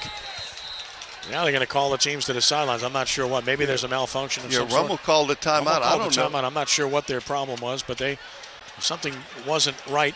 Yeah. And the Raiders took a timeout, so they'll have 2 remaining. They've done everything else right? I mean, and Brother Martin will have Shepard Thomas back to receive. I don't know if they realized that the official had marked the ball ready for play, because he had not taken his steps to the left-hand side. He was waiting for the official to mark it ready for play, and he already had. So that's why they had to call a timeout, because the 25-second clock was running down. We'll certainly get Mike Cardella to get some comments from Jay Roth at the half. So far, he'd be pretty happy, but there's still 5:53 to play in this half, and Lord knows anything can happen with the kind of offense Brother Martin has and the way Rummel's played in this game. Plenty of football left to be played, and there's plenty of big plays left to be made as we go forward. Now, Bollinger has the ball teed up on the left-hand side. He was effectively able to use the wind, riding the wind from the left hash mark. He'll kick it straight down the field and let the wind hook it and ride the wind, and that's how it got into the end zone last time. And All the return people are way up. They are indeed. The guy on this side is at the 18, 17, 16. And Bollinger's going to just say thank you very much and hit it as far as he can. He's got to That's run returnable. He's got to run it out. No, they're going to say touchback. He caught it in the field of play. That should be a returnable kick for Singleton. And for some reason, that's exactly right. It wasn't. And the referee points out to the other official, hey, he caught it at the 1. He even threw the marker down at the 1. Exactly. And that doesn't make a whole lot of sense to me. No, that's a horrible job of officiating. Took a return opportunity away from Singleton. And Brother Martin wants him to have a chance with the ball. But instead, it's going to be at the 20. That ball was clearly in the field of play. As you're watching at SportsNola.com, you can see that ball was in the field of play. Exactly. That is not a touchback, folks, but it is in this game. It's whatever the official says it is. 1st and 10, Brother Martin at its own 20. Lacer is the running back. Jordan Swillings run for 109 yards in the first half. He's special. Snap it, give to Lacer with a speed sweep. Cuts back. Boy, he's got speed. He crosses the 25 to the 28. Really good-looking young player. Saw him last week. He gets 8 yards to the 28. Something that Brother Martin does exceedingly well is block on the perimeter. Their wide receivers will stick on you like glue. They keep great position and will stalk block you. They do a great job on the perimeter. 2nd and 2 at the 28. Brogy, the snap, gives to Lacer, looks for the out there. He's wrapped up and dropped for maybe a loss on the play. Brotherton had penetration, and there's Derek Munson again. He's going to be around the ball on virtually every play. Exactly, and the Rummel defense has got to make sure they don't let down when number 9's not in the game, because as we've seen on a couple of runs, Lacer is very, very capable. Here's a 3rd down and 3 from the 27. He hit 4:50 to play in the half. And 3 receivers set right. One of those is the tight end Smith. He's dangerous. Brogy the snap. Running right with going to be hit for a loss. Briston Gidry said no way, no how. Shaheed Reese was there initially as well. And Gidry slims Lacer to the turf. He lost 2 yards on the play. The Raiders are doing a really good job of rotating their defensive front on 1st and 2nd down. Briston Gidry was not in the game. He went in there on 3rd down. And that time, Brother Martin went unbalanced line to the right, 3 wide receivers and the tight end to the right, ran the outside zone play out of the pistol, but Briston Gidry was having none of it, and the posse got there in a hurry. Benitez to punt for Brother Martin. Denove is standing deep at about his 45. Good pass from center. Punt is a line drive. Denove comes up and lets it bounce at the midfield stripe. If you're not sure, that's what to do. Inside the 40, another big bounce, but still good field position for Rummel near their own 35-yard line with 3:44 to play in the half, up 31-7. And I know it sounds ridiculous, but this is not a safe lead. And if you're Jay Roth right now, what you'd like to do is use that 3:42 if you can, remaining on the clock. Absolutely. You need to stay aggressive. You can't get in any other mode other than that. And try to score. This isn't just to get to halftime. And Jay, if you remember, very, very often we've seen him in this situation where Easton and I would go, yeah, they're just going to run the ball and and then he'll take a shot down the field. Coach Roth, Jay Roth, does an excellent job of being counterintuitive in a lot of his moves. 1st and 10 of the 35, fake it. Fourcade wants to throw it. He's got Hensley open. He's got him at the 45-foot race. And there's Rick's call at the 30, at the 20. They're not going to catch David Hensley. Touchdown, Rummel Raiders. How good is this team? Coach Roth does it again, and we've seen it so many times in that situation. He's a contrarian. He's a traditionalist in many, many things, but in play calling, he very often is a contrarian. Faked it to Hensley on the same play that they fumbled the last time they had the football on offense. Faked it to him on the speed sweep, and then bootleg to the left. And Chase Fourcade did a great job selling the keep run to the left, and Hensley was naked running up the right sideline. Extra point attempt by Bollinger, or rather by Alex Bollinger, is up and good. So with 3:29 to play in the half, it's now Rummel 38 and Brother Martin 7. The scoreboard somehow gave the touchdown to Brother Martin. This is Rummel's home game, I think. And they have the names up there. So it's 38-7, I can assure you. We got it right on our scoreboard at Sports NOLA. And they're trying to fix it on the scoreboard right now. Yeah, they just had a little bit of a hiccup there. Okay, they got one side right. Yeah, they don't have the other side right. But what a beautifully designed play. Because so often after you fake it to somebody, he becomes ignored as a pass receiver. And he swung out of the backfield wide to the right side and up the field. The secondary rotated with Forcade and the football. And the receiver on that side running across the field took the corner out of the way. Beautifully thrown ball made Hensley a runner as soon as he caught the ball. And what an explosive play with him in the open field. Forcade 7 of 9, 140 yards, 2 touchdowns. Hensley's 4 catches, 119 yards, 2 touchdowns, and he's run for 19 yards as well. Yeah. Bollinger to kick it off, and I don't know what Jay Roth was thinking, scoring that quickly and giving Brother Martin the ball back. And I'm saying that with all due respect because Brother Martin's offense is that good. Ball blows off the tee. You knew that was going to happen. And this wind has been something to watch. It's actually not as strong right now as it's been. I mean, it's been howling, gusting over 20 much of the night.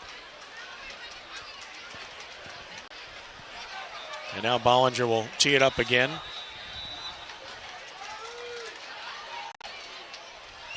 Kristen Guidry's not on this kick coverage team. He was a one-man wrecking crew against Jesuit covering kicks last week.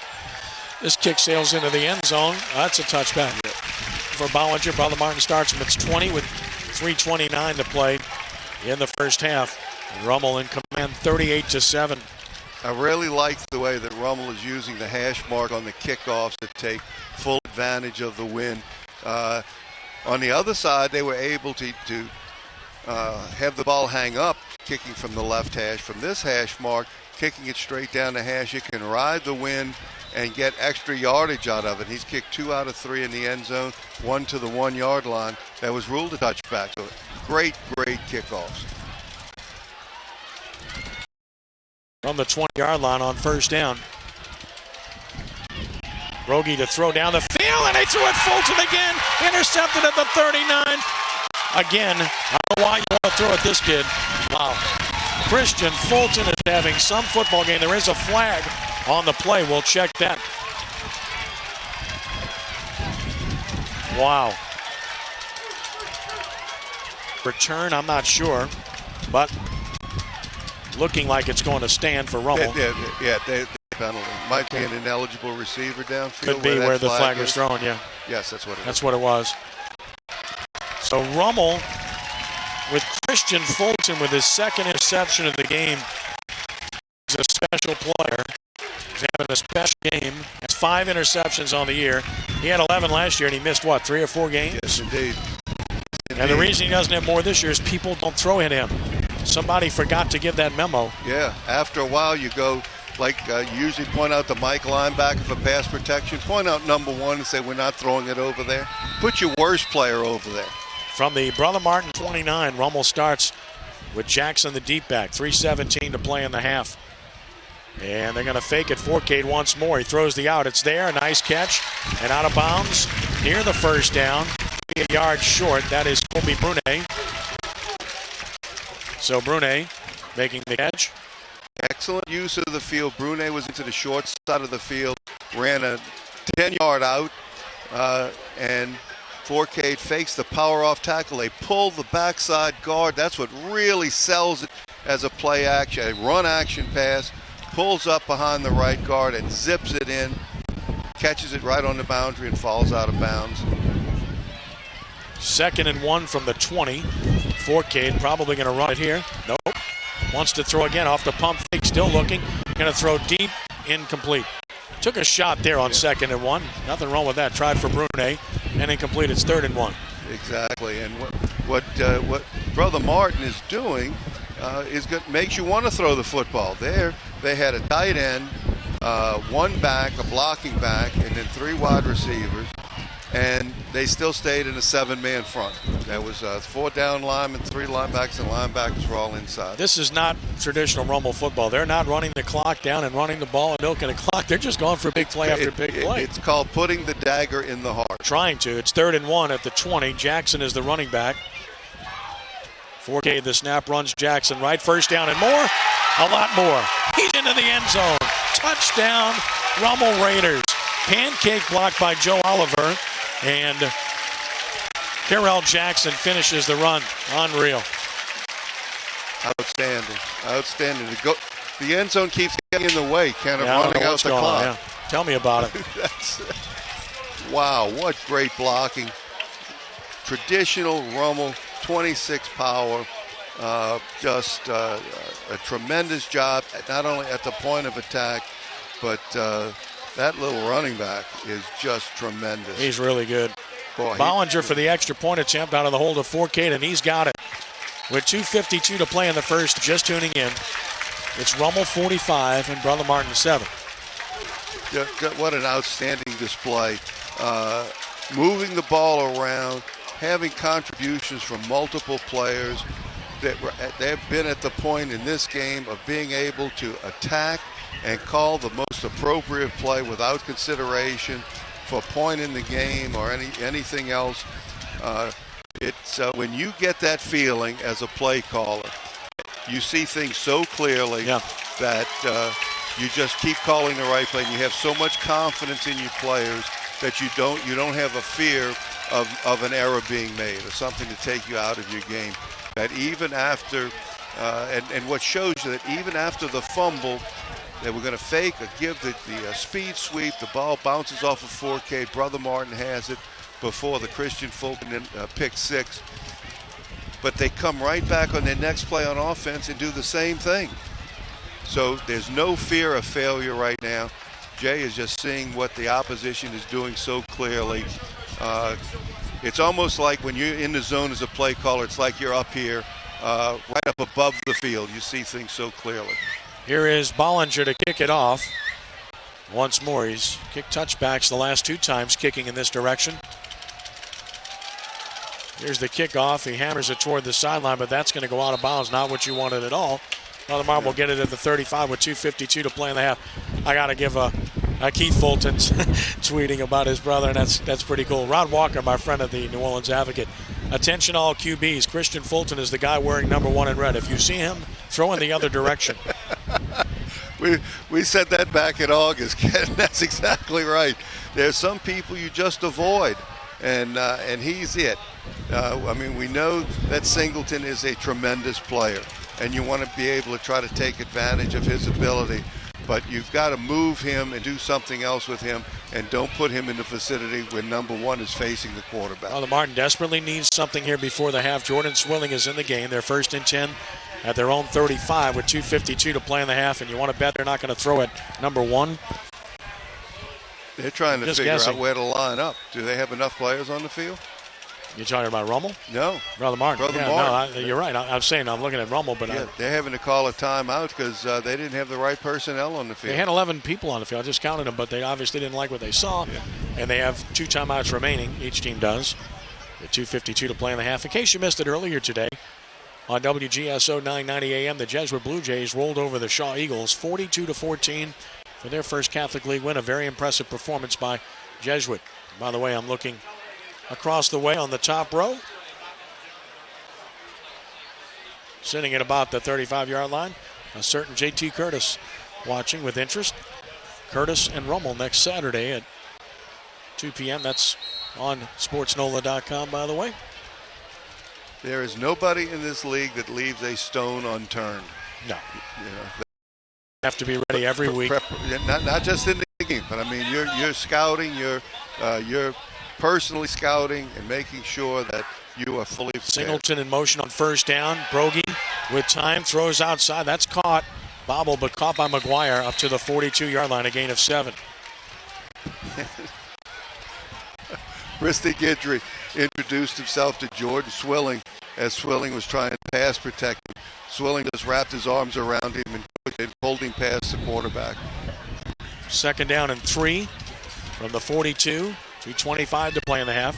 Snap it, fake it. Brogy wants to throw. They double team Guidry. The throw deep down the middle, and that is going to be caught by Dennis for 31. Nice catch. Yes, indeed. Very, very good throw and catch that time. Throwing it to the post between the safeties, and did a great job of lunging out and making a catch. There's Excellent a big job play by Brother Martin needed. Robertson's a good player. He's been very good for them. Gives them yet another weapon. 1st and 10 at the Rummel 30. Here's Brogy to throw. Screen pass coming to Jordan Swilling. He gets knocked off. Derek Munson, and Swilling is not getting up. I hate to see that. It's a clean hit. There's nothing wrong with the hit. Munson just leveled him on a clean hit. Yeah, didn't get that was just right. There's right in the chest and knocked all the way backwards and landed with a thud on the ground. Oh wow! I mean, this is perhaps the best hit you'll ever see. Mark Bonis is asking about the call, but that was a clean hit. Yeah, and that's why there are no flags thrown. It's just a clean hit, and unfortunately, Jordan Swilling was exposed on the play. He did not lead with his helmet. Did not at all. Good chest to chest. He was. As you said, he was exposed. He was left wide open to a hit and got knocked all the way back to the ground. I'm hoping that it's the collision with the ground that knocked the wind out of him and that he's gasping for air. I'm hoping that that's sure what the hope case so. is. I mean, you talk about a courageous effort. This young man has a high ankle sprain, and he's been brilliant in this game against the best defense he's going to face this year. 12 carries, 109 yards in this game and a touchdown, playing with a badly sprained ankle, and he wanted to play. Coach Boney said earlier in this week he would not play, but the player willed himself into this game, and now he's up. Good. The Rummel sideline claps for him appropriately, and he's walking. Mother on the field. Bruce to the sideline, so I think it might have been the wind. Just looking at him, the way he got up and got off the field.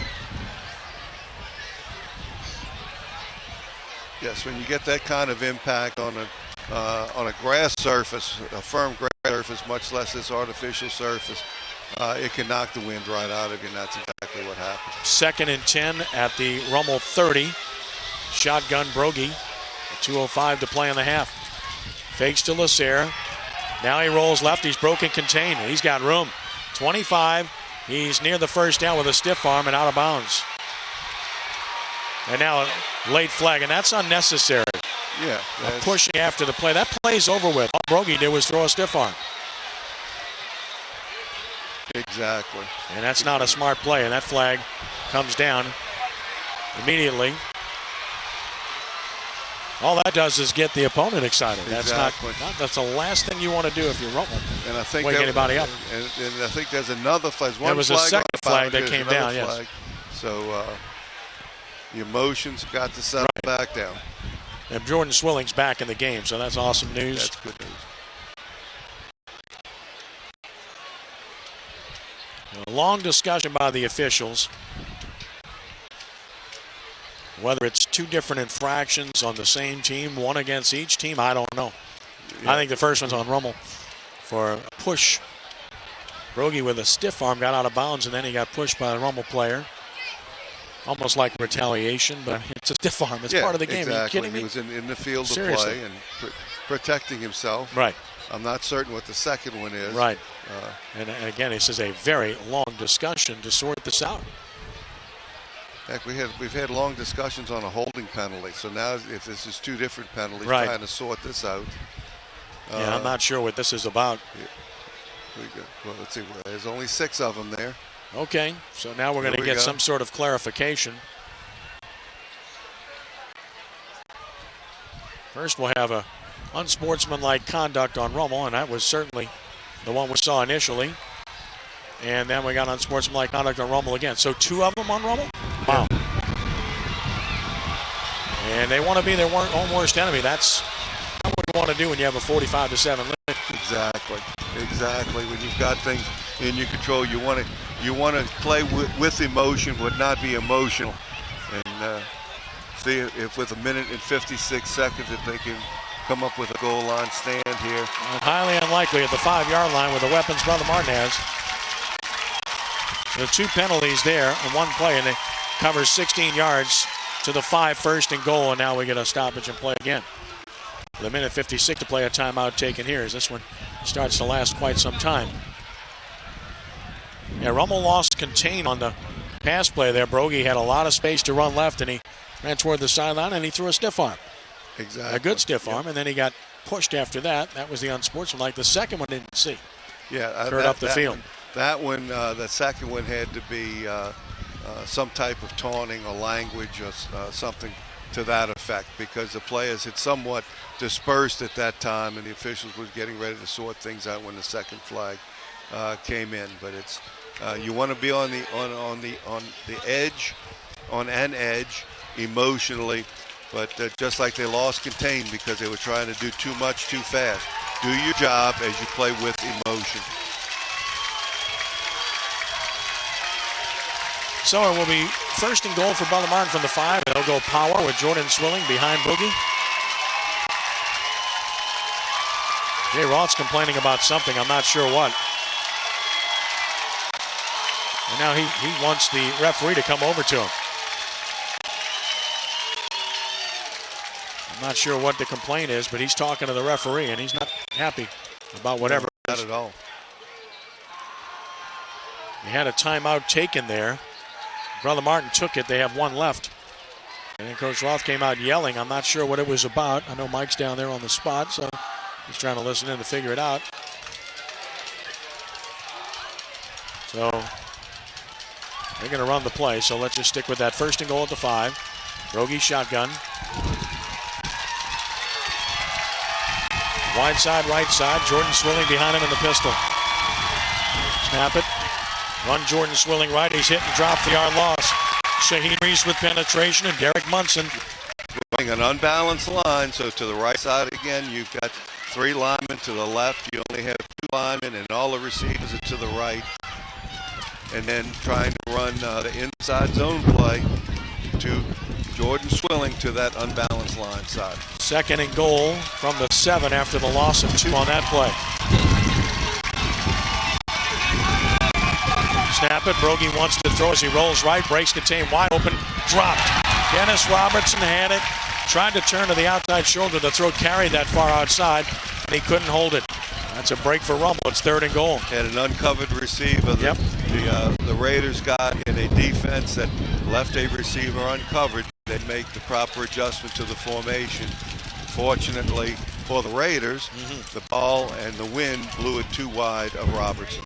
Anytime you throw it a long way sideways in this game, the wind's going to play tricks on the ball. Exactly. The wind is swirling around, and even if it's into the wind, it's going to blow. Third and goal for the 7. Brogy shotgun. Singleton matched up with Fulton.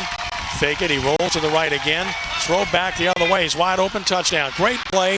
Perfect play call. They fool Rummel, and Peyton Oakland caught it. Touchdown, Brother Martin, and it's 45-13. The tight end hide play where the tight end on the right-hand side blocks to the inside and delays while the action is all going to the right. Then he slips across underneath the pursuit and was completely uncovered going in the other direction. Sometimes I've even seen teams run that where the tight end will fall on the ground to simulate that he's making a block. I don't think that's what happened that time, but he snuck all the way across the field wide open. Blake Perilou for the extra point, and it's blocked. Christian Fulton blocked it off the corner. Man, is he something. So with 1:11 to play in the first half, it's 45, Brother Martin 13. And still got a minute and 11 yet, so the way this game has gone, there's still some fireworks left before the end of the first half, but some unnecessary penalties there by the Raiders gave the Brother Martin Crusaders some additional opportunity, and the Crusaders were good enough to take advantage of it. That's a 7-play drive, 65 yards, 1:41 off the clock, and Brother Martin cuts the deficit to 45-13 as a result. And it started with the kickoff out of bounds, and that kind of got things moving in the wrong direction throughout. A couple of good throws and catches, and then a scramble run, 2 penalties, and then the tight end hide. So now Brother Martin gets the kickoff into the wind, so there is going to be a return And the Raiders have had some success with this, not only tonight, but through the course of the season.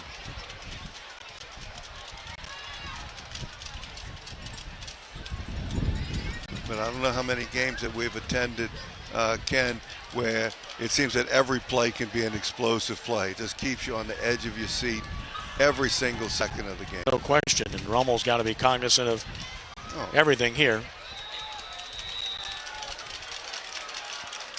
Carolou to kick it off. Fulton's in the deep position. Hammers this, and boy, hit that ball well. Fulton, though, will field it at about his 5. Hash marks to the 10, 15, running left to the 20, 25. Nice cut, gets out to the 30. Boy, he's dangerous. Yeah. Just gliding. Waiting to kick it into that next gear. Rummel starts from its own 30 with 1:03 to play in the half. There was some terrific coverage that time. The kick was high and it was deep, and he caught it moving sideways, didn't have a whole lot of momentum going forward.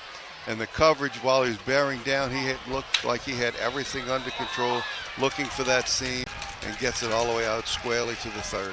Bailey will be the running back for Rummel as they start from their own 30-yard line.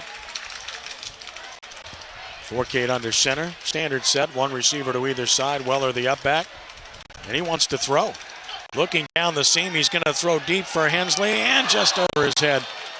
I mean, they're just going for everything. And a flag is down in the backfield as well. Holding or roughing the passer, one of the two. I didn't after the throw. That's way in the backfield. That's roughing the passer. Personal foul, roughing the passer. Brother Martin hurts itself. Yeah, there's no hesitation here on trying to make big plays. And Brother Martin is giving you that opportunity when you look at how they're set up, as they should be. When you look traditionally at what Rummel does the best, they're staying in their 4-man front. Their 3 linebackers are all staying inside. And right now, both safeties are playing in positions to be able to force the run as well. 56 seconds left. Rummel has 2 timeouts, first and their own 45, and the way they're playing, they're going to go for it. Forcade shotgun the snap, wants to throw it out. He does. It's caught at midfield. Cut back, 45, first down to the Brother Martin 44. That's Hensley, who's had a huge half.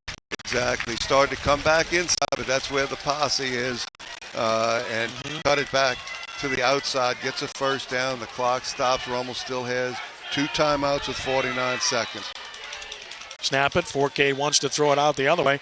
Nice throw, but he didn't get out of bounds. Brunet call timeout. Yep. He left his feet, and that stopped. Yeah. That made him have to take timeout. Now they're down to 1, and that was a gain of 5. Yeah, that's you got to keep your feet there if at all possible. Or you need to throw it to the boundary to get him to the outside. Either way. So, in other words, carry him to the boundary with the throw. Right, and that's, the throw was outside, and that's what it was. So he's got to be able to either catch it and keep his momentum going to the boundary. It looked like he went down a little too easily, but he certainly made a very good catch. It's 5-yard completion to the 39. Brunet with his 3rd catch of the game. Forcade's played a terrific half. 10 of 13, 165 yards, 2 touchdowns. He's rushed 4 times for 13 yards. Making good decisions, making good throws, showing poise. This is the player that he is and that he can be, and that he hasn't been the last few weeks, but this is the guy. Exactly. He's been, and that's the word with Rummel. If Chase Forcade plays well, then they're very hard to beat. Absolutely. He knows how to distribute the football, and you knew it was inevitable that he was going to bounce back. He's too competitive. Yeah, Rummel's missing a player. There, he's back on the field now. 2nd and 5. Rummel at the Brother Martin 39 seconds left. 4K wants to throw green. Does, and Brother Martin smothered. Others tackled, and that might kill any chance. Rummel's only got 1 timeout. I don't know if they're going to call it. They're saying try to spike it, but they're going to run out of time. They've got that time to line up and run a play act. They're going to have to. They don't have to spike. Clock's running. It's 19 seconds. They've got plenty of time. Now they blow it. 3rd and 5. Forcade wants to throw. In trouble in the backfield. Shook a tackler. Needs help. Throws it out of bounds. That's going to be a penalty. Well, he was out of the pocket. It's not a high school rule. And they're going to say fourth down. They're not calling it with 5 seconds left. Rummel will have one play left. Yeah, and they're going to put Christian Fulton in on offense, I do believe, and just throw one up. That's not a bad idea. No, it is not. This is a perfect opportunity for that. You've got some help from the wind, so you should be able. He should be able to get the ball after they can protect it. I want to point out with Keith Fulton on the sidelines watching tonight, Rummel ran the hook and lateral against Hahnville. That's right. Sure for a did. touchdown to win the game. Just saying. Trip set right. Final play of the half, barring a penalty. Forcade stepping up, waiting. He's going to uncork it deep for all he's worth to the end zone. Incomplete. And the half will end. Let's see if we can get Jay Roth and Mike Cardella. And Mike, just wave at me when you're ready. And we'll go down to you. What a half for Rummel. They lead Brother Martin. 45-13 is the lead for the Raiders at the half. And I mean, this Rummel team is attacking. They could have easily just run the clock out there, but they were going for it. And I think that's also a measure of respect for what they know about Brother Martin's offensive football team. Keith Fulton is talking to the referee as he's walking to just getting from the end zone up back toward the other side of the field. And we'll go to Mike with Coach Roth as soon as he's lined up here. And he sees him now, so he's going for it. Let's go down to Mike Cardella with Jay Roth. Go ahead, Mike. Coach, merciless dominance in the first half. Did you see that coming? No, I didn't see it coming. And ain't no lead safe. I didn't see this coming, but I'm as nervous as I was when the game started 0-0. What do you need to do to keep an edge in the second half, going in with such a big lead that, I mean, like you said, you didn't see coming? I think offensively, you got to keep pressing them, don't get conservative, and on defense, just don't give up the big plays. You know, the touchdown before half is just, it wasn't good, it wasn't smart on our part. Got to be really impressed with the play of the defense thus far. Yes. I mean, it was a battle of will. It was a battle of two great sides of the ball, Brother Martin's offense and our defense, and for the first half, we all right. All right, congratulations. Good luck, Coach. Okay, thanks very much, Mike, and thanks to Jay Roth for stopping by. So at the half, Rummel carries a 45-13 lead over Brother Martin. Keep in mind, Brother Martin will get it first to start the second half, and that's what Jay Roth's alluding to. He knows that you have to keep the pedal to the metal. And I think back to last year's game when Rummel whipped Brother Martin, but, I mean, they were way out in front. And then they kind of relaxed a little bit. Brother Martin kept playing hard, and they fought back to within a couple of scores. Rummel ended up winning by 3 touchdowns or so. But a little bit more than that, but it was competitive because Brother Martin's going to keep playing, and they're extremely talented, and Jay Roth knows that. Right, you have to take pride in your ability and play every play as if it's the most important thing in the world, because at that particular time, that's what it is. There's no time for relaxing, no time for resting on one's laurels of past accomplishment. It's take what you have right now, do the best you can with it every single snap. So at halftime, our score is Archbishop Rummel 45 and Brother Martin 13. We'll take the timeout here, and we'll be back with our halftime show in a moment. You're listening to Rummel Raiders football on WGSO 990 AM, WGSO.com, and through SportsNola.com. Crescent Power Systems, located at 129 Polk Street, is a proud sponsor of Rummel football. Crescent Power System represents top products including Toshiba, Alstom Grid, Distron, MTC, PowerCon, Lectris, Niagara, and Technibus. At Crescent Power Systems, the objective is to provide innovative, cost-effective engineered solutions, integrating world-class suppliers with our valued customers in a collaborative partnership. Matt Colasino, class of 75, and Crescent Power Systems are a proud supporter of the Raiders in their quest for a state championship. Go to CrescentPower.com. Archbishop Rummel High School has educated students in the heart of Metairie for over 50 years. All are welcome to visit for open house on Thursday, October 22nd at 6 p.m. Come experience the brand new 4-year engineering, biomedical, and law studies programs, and come learn how your son can earn up to 12 hours of college credit through the dual enrollment program. To schedule a spend-a-day and to learn more about Archbishop Rummel High School, visit us online at www.rummelraiders.com. Hurricane season brings fear to most, but what about everyday household things gone wrong? Who do you call when the water heater breaks or your pipes burst? You should call the pros at Enterprise Restoration Services. Whether your damage is from water, fire, smoke, or storms, Enterprise Restoration Services makes coping with a disaster manageable. Their goal is to get you back to normal as soon as possible. Call Enterprise Restoration Services, providing you with a sense of direction. 1-888-339-4177 or visit weareenterprise.com.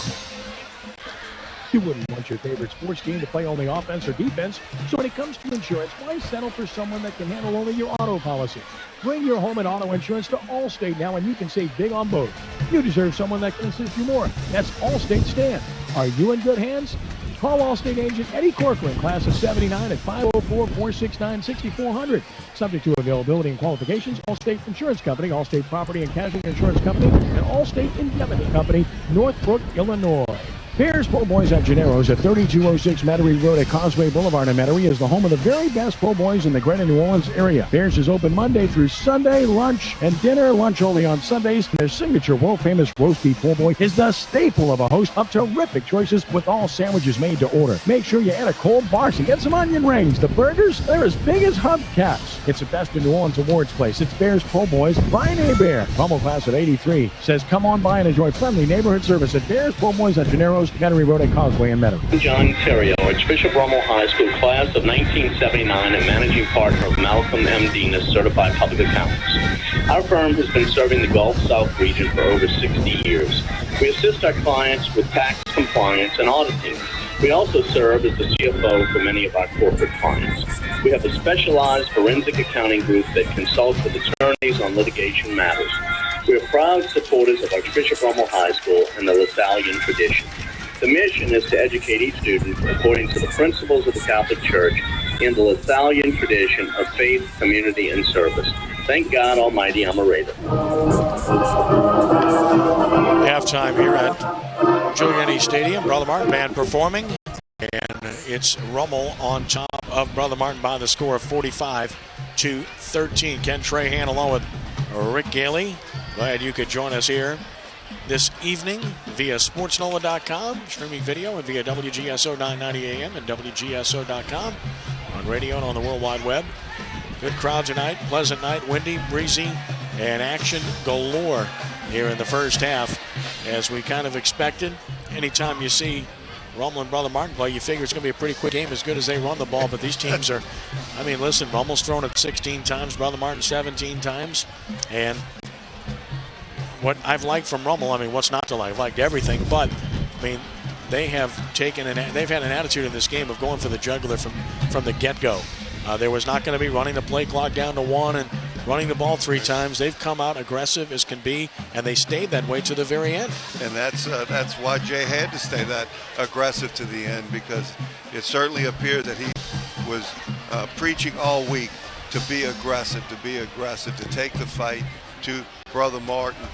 And if he'd have started slowing things down there when things were going really good, that would be actually the opposite of what he has been trying to instill this week. So he had to finish that half as strongly as he did, and trying to go for the kill shot. And he's showing a tremendous amount of confidence in Chase Forcade, trusting him to handle the ball the right way and to get the ball in the right place. And when Jay gets that amount of confidence in a quarterback, then he really can turn things loose and be as aggressive as he is. And the big play potential is there when Hensley is available as he is right now, and making the capability of making big plays. Kyrall Jackson being able to make plays in the running game. Maurice Bailey had a big run there in the first half. So many players contributed to that offensive onslaught, and the offensive line especially, once again, in my belief, took it personally as well. So at halftime, our score is Rummel 45, Brother Martin 13. We'll take a timeout here, back with more of our halftime show in just a moment. This is Rummel Raiders football on WGSO 990 AM, WGSO.com, and through SportsNola.com.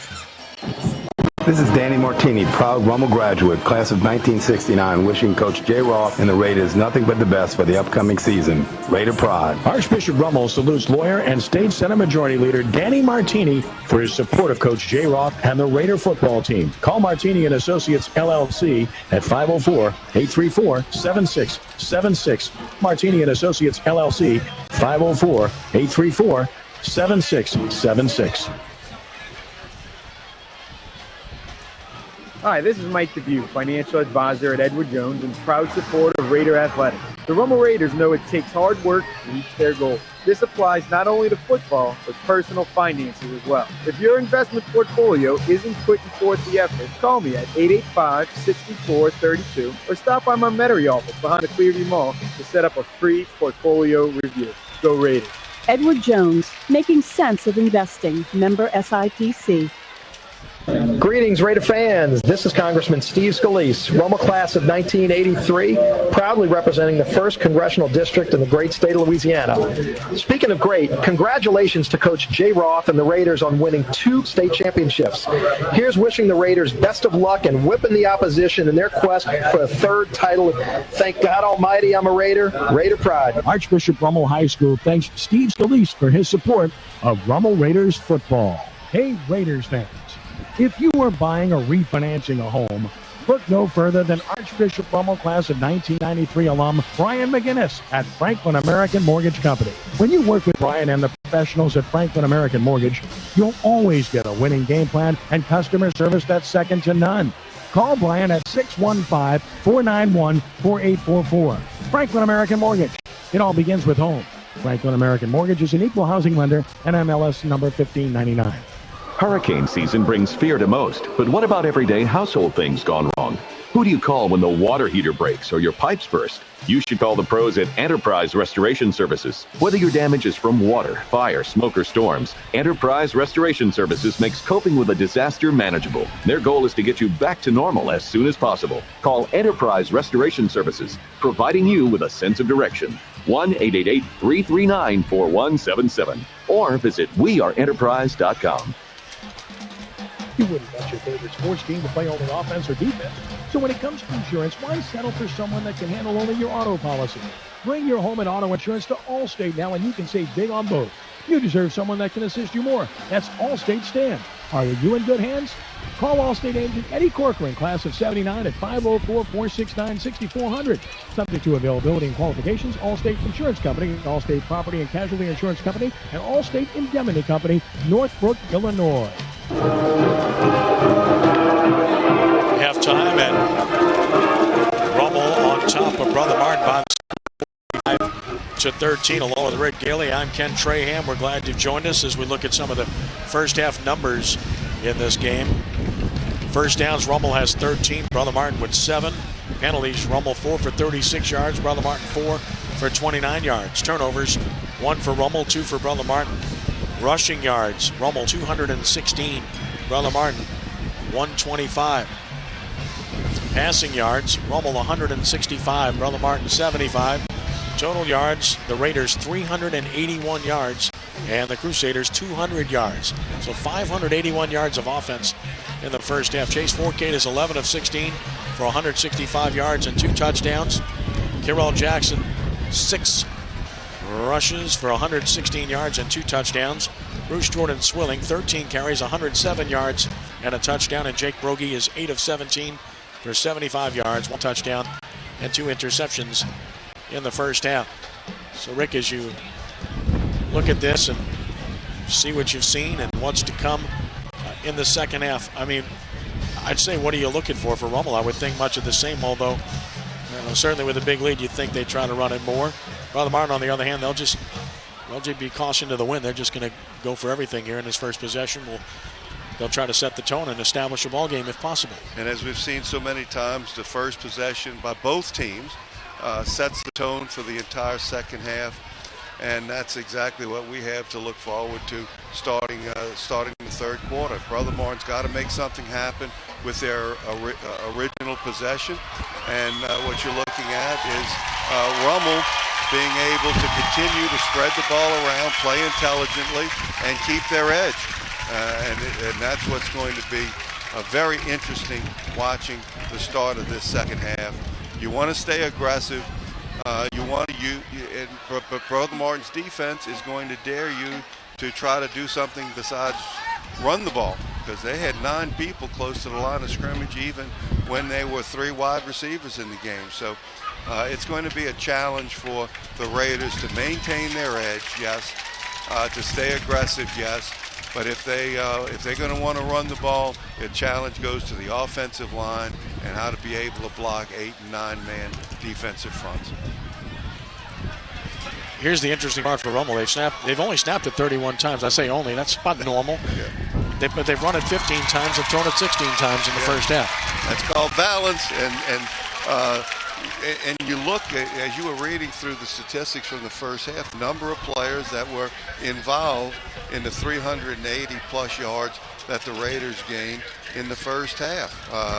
Everybody, it seemed, had a hand in that.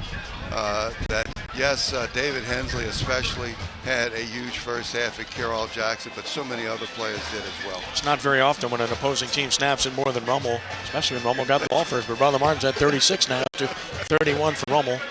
And Brother Martin's distribution, 19 runs and 17 passes. So both teams really showing that they can do both things well, both elements of the game, and perform them well. Welcome to modern football. It's just a different game, isn't it? It certainly is, but it still comes down to the execution of it, that blocking and tackling and ball security are all extraordinarily important. It's still a phase of the game, but players are so skilled right now, and it's going to do nothing but get better. There's so many skills to be able to utilize that when a talent and plan and attitude all come together, you just have spectacular occurrences. And that's what we've seen so far in the first half. And like I said, we haven't attended many games where every single game we're on the edge of our seat, watching what's going on and trying to describe what's happening on the field, because every play could be a huge play. Somebody's band could be tuning up after every single play. You think? You don't know. We just don't know who's. It was mostly the Rummel band in the first half. Halftime, once again, our score is Rummel 45 and Brother Martin 13. We'll hear one more time out. We'll take that here back in a moment. This is Rummel Raiders football at WGSO 990 AM, WGSO.com, and streaming video at sportsnola.com. Bears Generos at 3206 Metairie Road at Causeway Boulevard in Metairie is the home of the very best po' boys in the greater New Orleans area. Bears is open Monday through Sunday, lunch and dinner, lunch only on Sundays, and their signature world-famous roast beef po' boy is the staple of a host of terrific choices with all sandwiches made to order. Make sure you add a cold box and get some onion rings. The burgers, they're as big as hubcaps. It's a Best in New Orleans awards place. It's Bears po' boys. Brian Hebert, Rummel class of 83, says come on by and enjoy friendly neighborhood service at Bears po' boys at Generos, Metairie Road at Causeway and Metairie. John Terrio, Archbishop Rummel High School class of 1979 and managing partner of Malcolm M. Dinas, Certified Public Accountants. Our firm has been serving the Gulf South region for over 60 years. We assist our clients with tax compliance and auditing. We also serve as the CFO for many of our corporate clients. We have a specialized forensic accounting group that consults with attorneys on litigation matters. We are proud supporters of Archbishop Rummel High School and the LaSallian tradition. The mission is to educate each student according to the principles of the Catholic Church in the LaSallian tradition of faith, community, and service. Thank God Almighty, I'm a Raider. This is Danny Martini, proud Rummel graduate, class of 1969, wishing Coach J. Roth and the Raiders nothing but the best for the upcoming season. Raider pride. Archbishop Rummel salutes lawyer and State Senate Majority Leader Danny Martini for his support of Coach J. Roth and the Raider football team. Call Martini and Associates LLC at 504-834-7676. Martini and Associates LLC, 504-834-7676. Hi, this is Mike Dubuque, financial advisor at Edward Jones and proud supporter of Raider Athletics. The Rummel Raiders know it takes hard work to reach their goals. This applies not only to football, but personal finances as well. If your investment portfolio isn't putting forth the effort, call me at 885-6432 or stop by my Metairie office behind the Clearview Mall to set up a free portfolio review. Go Raiders. Edward Jones, making sense of investing. Member SIPC. Greetings, Raider fans. This is Congressman Steve Scalise, Rummel class of 1983, proudly representing the 1st Congressional District in the great state of Louisiana. Speaking of great, congratulations to Coach J. Roth and the Raiders on winning 2 state championships. Here's wishing the Raiders best of luck and whipping the opposition in their quest for a 3rd title.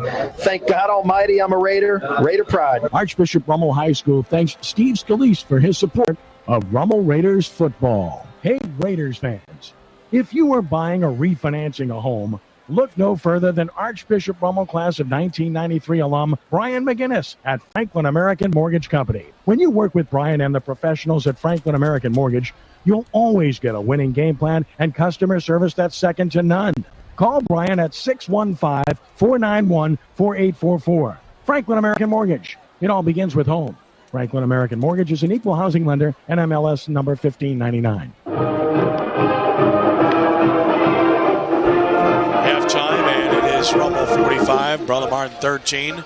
Along with Coach Rick Gailey and Mike Cardella, I'm Ken Trahan from Joe Yenny Stadium. Second half getting close to beginning. Rummel Band and Chapelette still on the field, but I think that'll be done pretty soon. But in any case, they're doing a great job. And of course, second half to come next week. Helen Cox and Chalmette on WGSO at 2 p.m. next Saturday afternoon. Also, streaming video next Saturday afternoon. It's Rummel and John Curtis at 2 p.m. here from Joe Yenny Stadium. That's a John Curtis home game. Rummel a visitor in this stadium, which will be interesting. And of course, we'll have those coming up for you next week.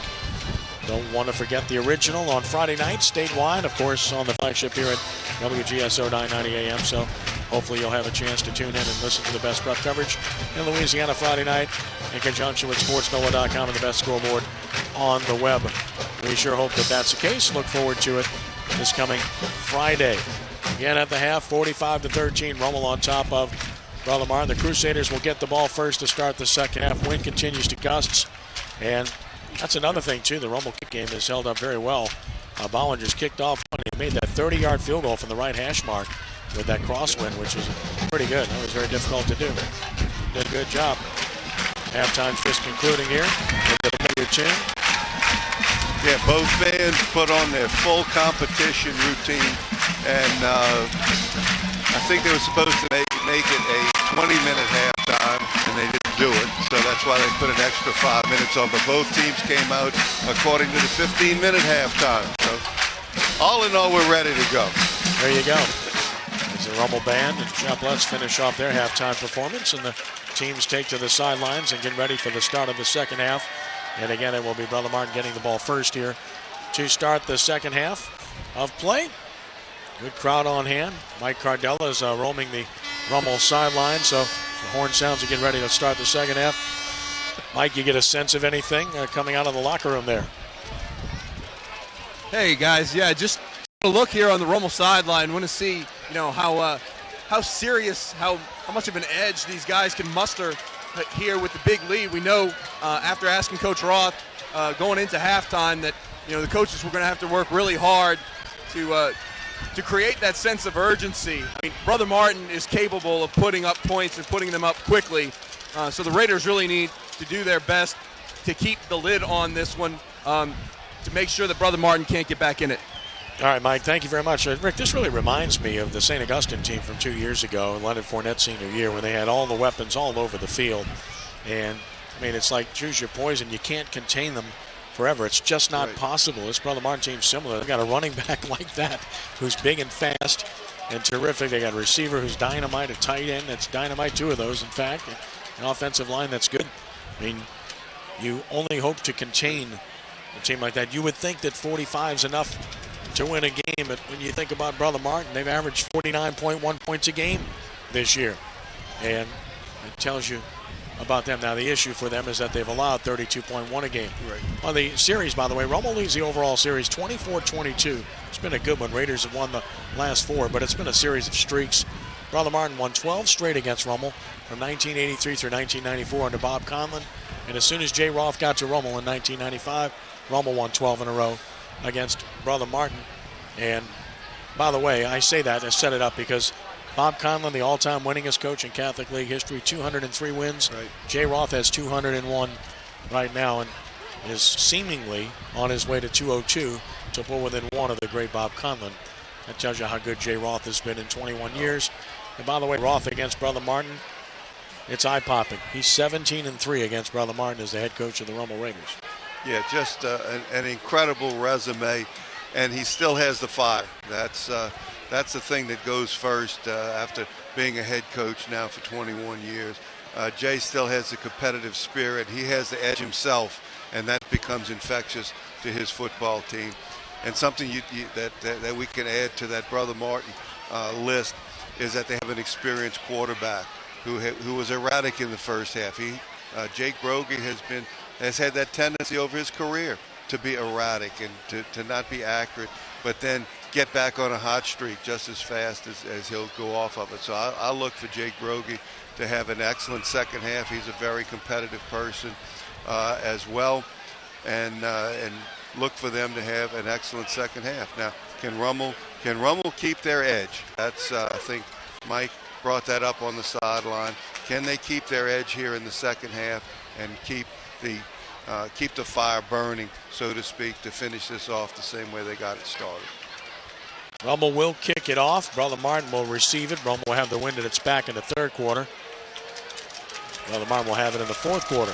The Raiders kick team takes to the field. And it's important here to get a good kick. Remember the last series started with a kick out of bounds. Right. Because he's got to let the ball ride the wind, kick it straight down the hash, and let the ball ride the wind rather than try to pull it across your body. The higher you can get it, line drive guy. Singleton, Robertson are deep for Brother Martin. Second half is ready to start here at Joe Yeni Stadium. And here's the kickoff. This is returnable down the middle. They got it high, but it's returnable from the 8 by Singleton. Upfield to the 15. Idris covering this kick. He got there fast. Brotherton made the stop, though, at about the 22 or 23-yard line. Talk about one of the great sights in watching high school football is watching Bristol Guidry cover a kickoff, because it's knees and elbows. He's not just shuffling along trying to find a place to go. I mean, that's how I always judge kickoff coverage. If you saw the players' knees and elbows as they were sprinting down the field, you knew they were giving a big effort. Eric Lasserre starts the second half at running back for Brother Martin. He had 4 carries for 8 yards in the first half. 1st and 10 from the 22. Brogy the snap, play fakes, pump fakes, wants to throw deep down the field. Jump ball coming, incomplete. And they throw a late flag. That's a terrible call. Wow, the play's over with. That's an awful call. I mean, the ball's 5 yards over everybody's head. It's intended for Robertson. Denove's got a play on the ball.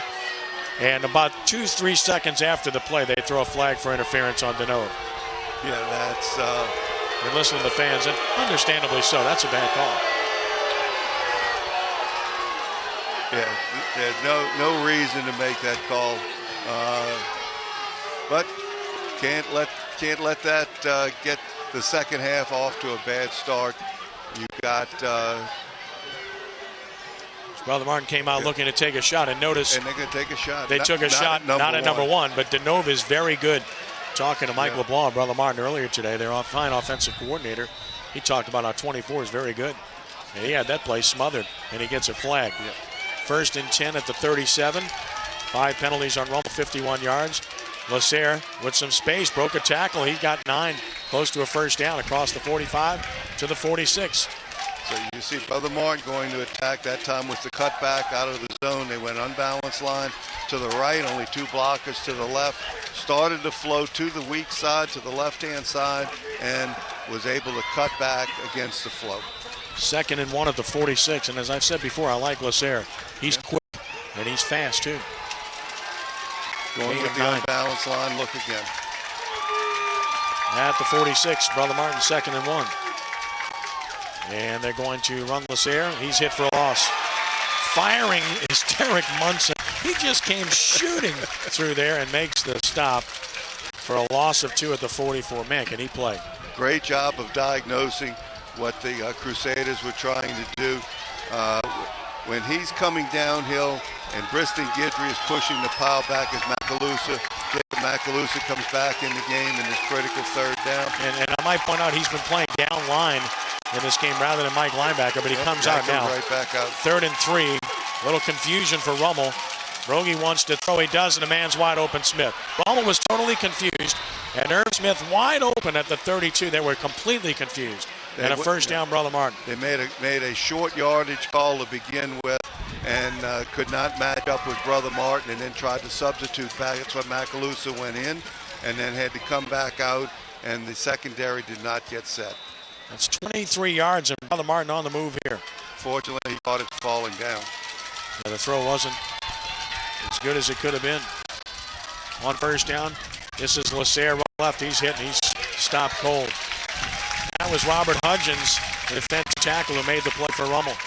They're doing a good job of rotating the defensive tackle, defensive front in the game so that the linemen are staying fresh throughout the entire game so far. You have Briston Guidry right now playing at defensive end. 2nd and 11 at the Rummel 34. Quick snap. Brogy wants to throw. He's going to throw outside, and he undershoots Herb Smith.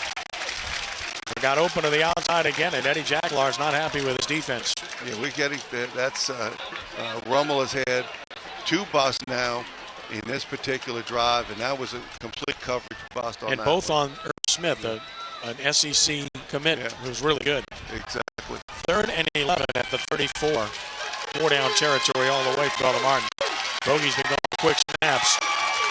Takes the snap here. Rolls right. Away from pressure. Stops, throws, he out. Beautiful throw. First down to the 20. Maybe the 19 to Robertson. That's a really good throw by Brogy. Yes, indeed. Sprinting out to the right-hand side, to the right side after a quick fake. Receiver goes down the field and then starts working his way back to the quarterback. Brogy has started the second half on target. He really has. Robertson with his second catch, 40 yards and a first down to the Rummel 19. Brother Martin driving smartly here. Opening possession of the second half. Snap. And they get a whistle and a flag for a false start on Brother Martin. Yeah, the wide receiver of all people. Yeah. Balls on the right hash. The wide receiver's all the way out in boundary, and he's taking off, running down the field. 4th penalty, 34 yards on the Crusaders. Makes it 1st and 15. Rummel continues to shuffle people. Defensively, Dante Payne checks in, a sophomore. Replacing Guidry, who gets a blow. Right. I don't know how long they want him out of the game. It shouldn't. It will not be long, I don't think. 1st and 15 from the 24. Snap it. Faking. Brogy throws the slant. It's caught, and he held on despite a big hit.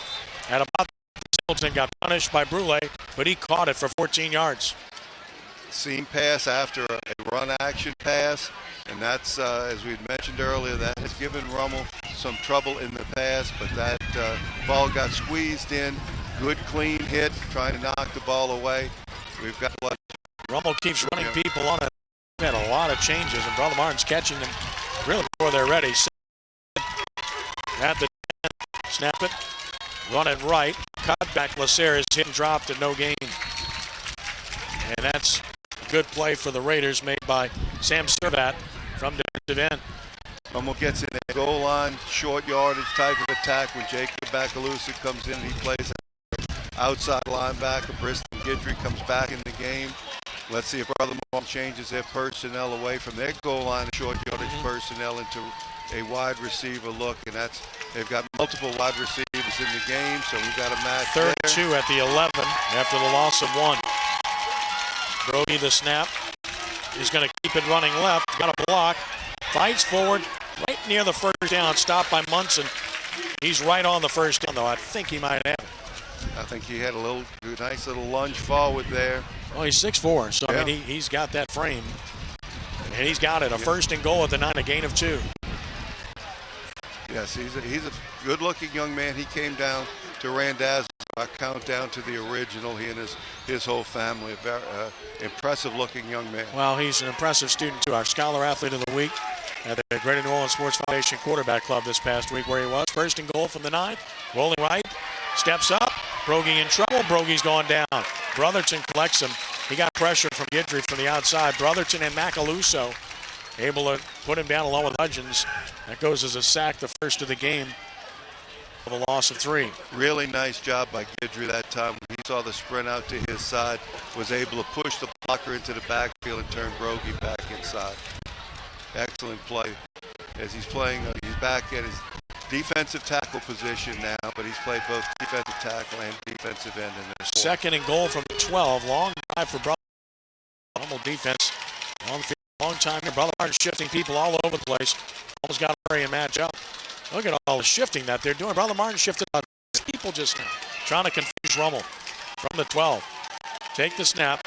Brogy rolling left, looking, throwing, and it's knocked away, incomplete. Intended for Robertson, and a good play by Denove. Andre Denove made an outstanding play. He's about 5'7", Robertson 6'2". And the ball was up tall to try to give Robertson an advantage there, but Denove is a heady player, got great position, gave a very small area to try to get the ball in. Guidry and Servat come out. Rummel takes some of its stars out. They've been rotating people left and right. Yeah. 3rd and goal from the 12. Brogy in shotgun again. Takes the snap, fakes it, rolls left. He's going to throw, and it's caught for a touchdown. Jeremy Singleton caught it. Touchdown, Brother Martin. What a drive. 12 yards, and it's now 45-19. Yep, he's very, very effective. Nice job by Brogy getting out of the pocket to the left-hand side. And Singleton did a great job fitting in between defenders, giving his numbers to Brogy, and Brogy put it right there. Some impressive drive this was. Baraloo for the extra point. Has it up, and he's got it. Timeout on the field. 6:41 to play in the third. It's Rummel 45, Brother Martin 20. This is Rummel Raiders football on WGSO 990 AM, WGSO.com, and through SportsNola.com. Nick Impastato and Acacia Financial Group have a vast portfolio of financial vehicles for your business and personal needs. Tax-favored, non-qualified retirement plans, group benefits, individual and group health, life and disability insurance, and more.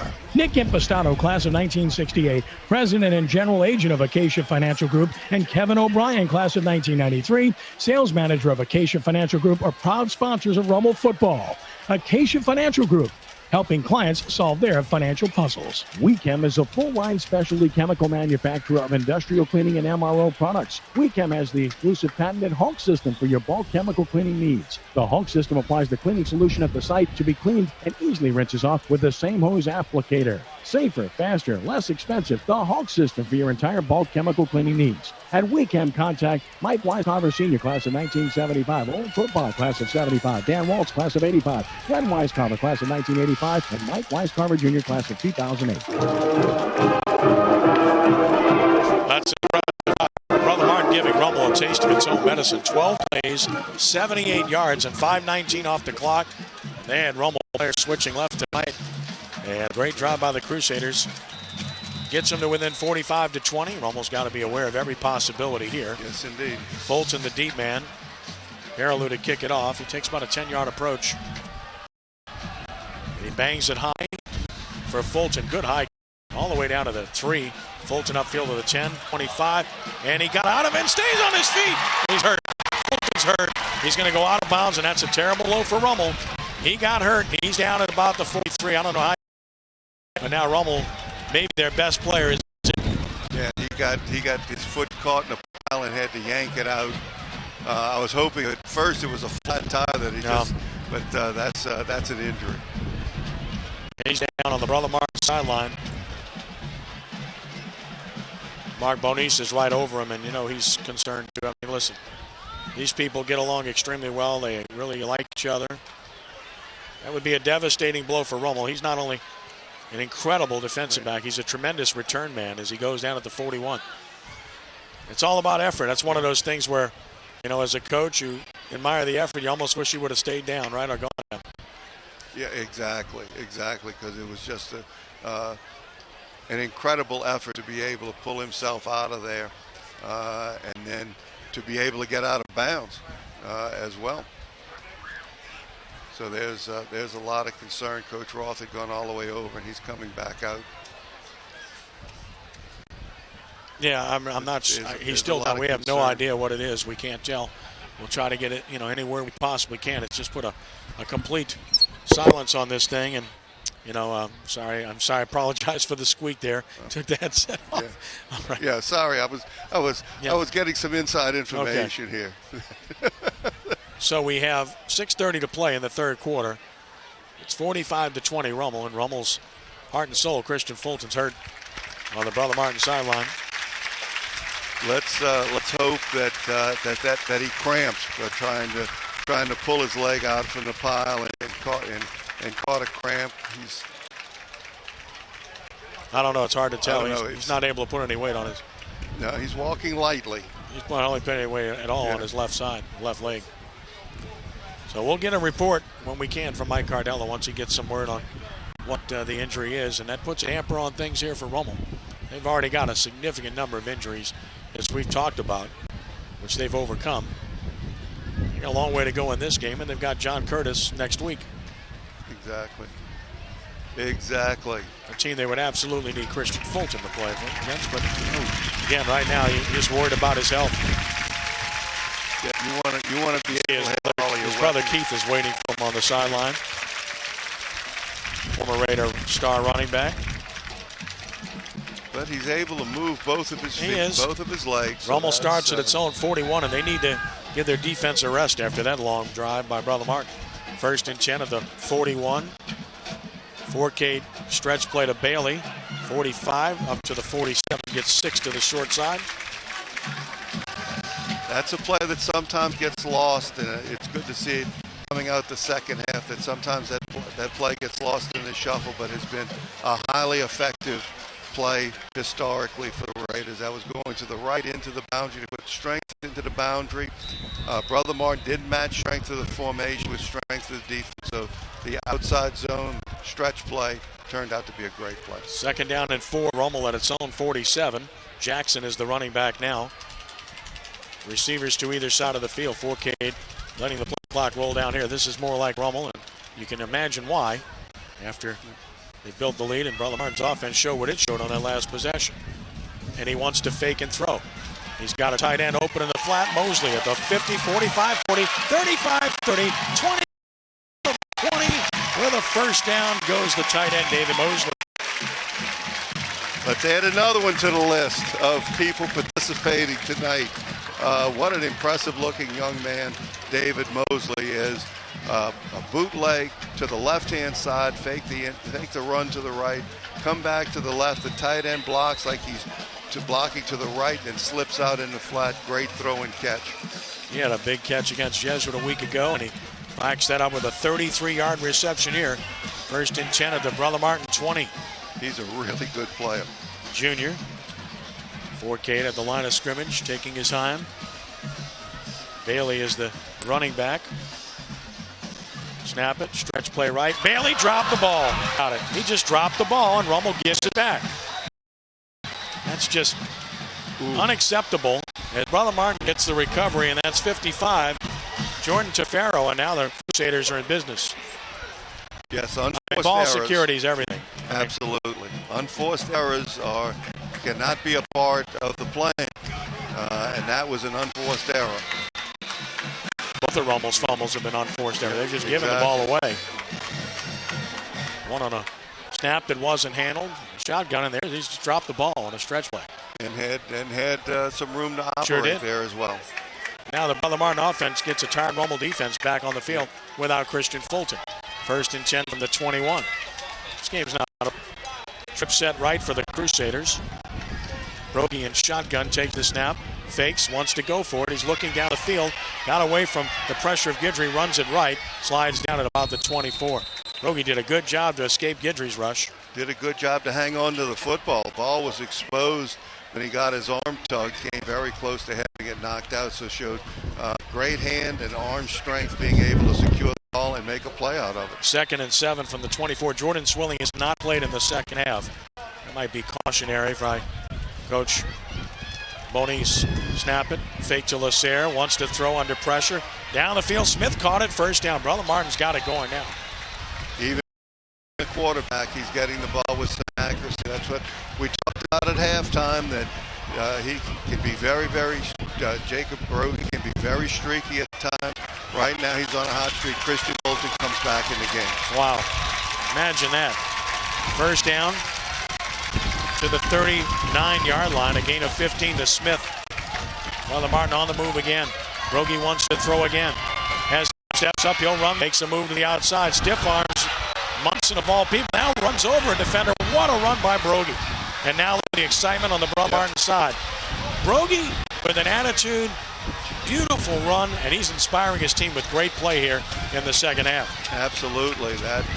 He's attacking, he's being the leader of his football team, as we know he's capable of doing, and was very aggressive on the boundary, wasn't running out of bounds. And that's 10 yards and a first down to the 49, and he's done some running tonight to hurt Rummel. From the 49, got Rummel on their heels a bit here. Fakes to Lasserre, steps up, throws, he's got a man. Sliding catch by McGuire at the Rummel 43. Gain of about 8. just a simple hook pattern. Brogy standing tall in the pocket. They're putting the game in Jacob Brogy's hands and play.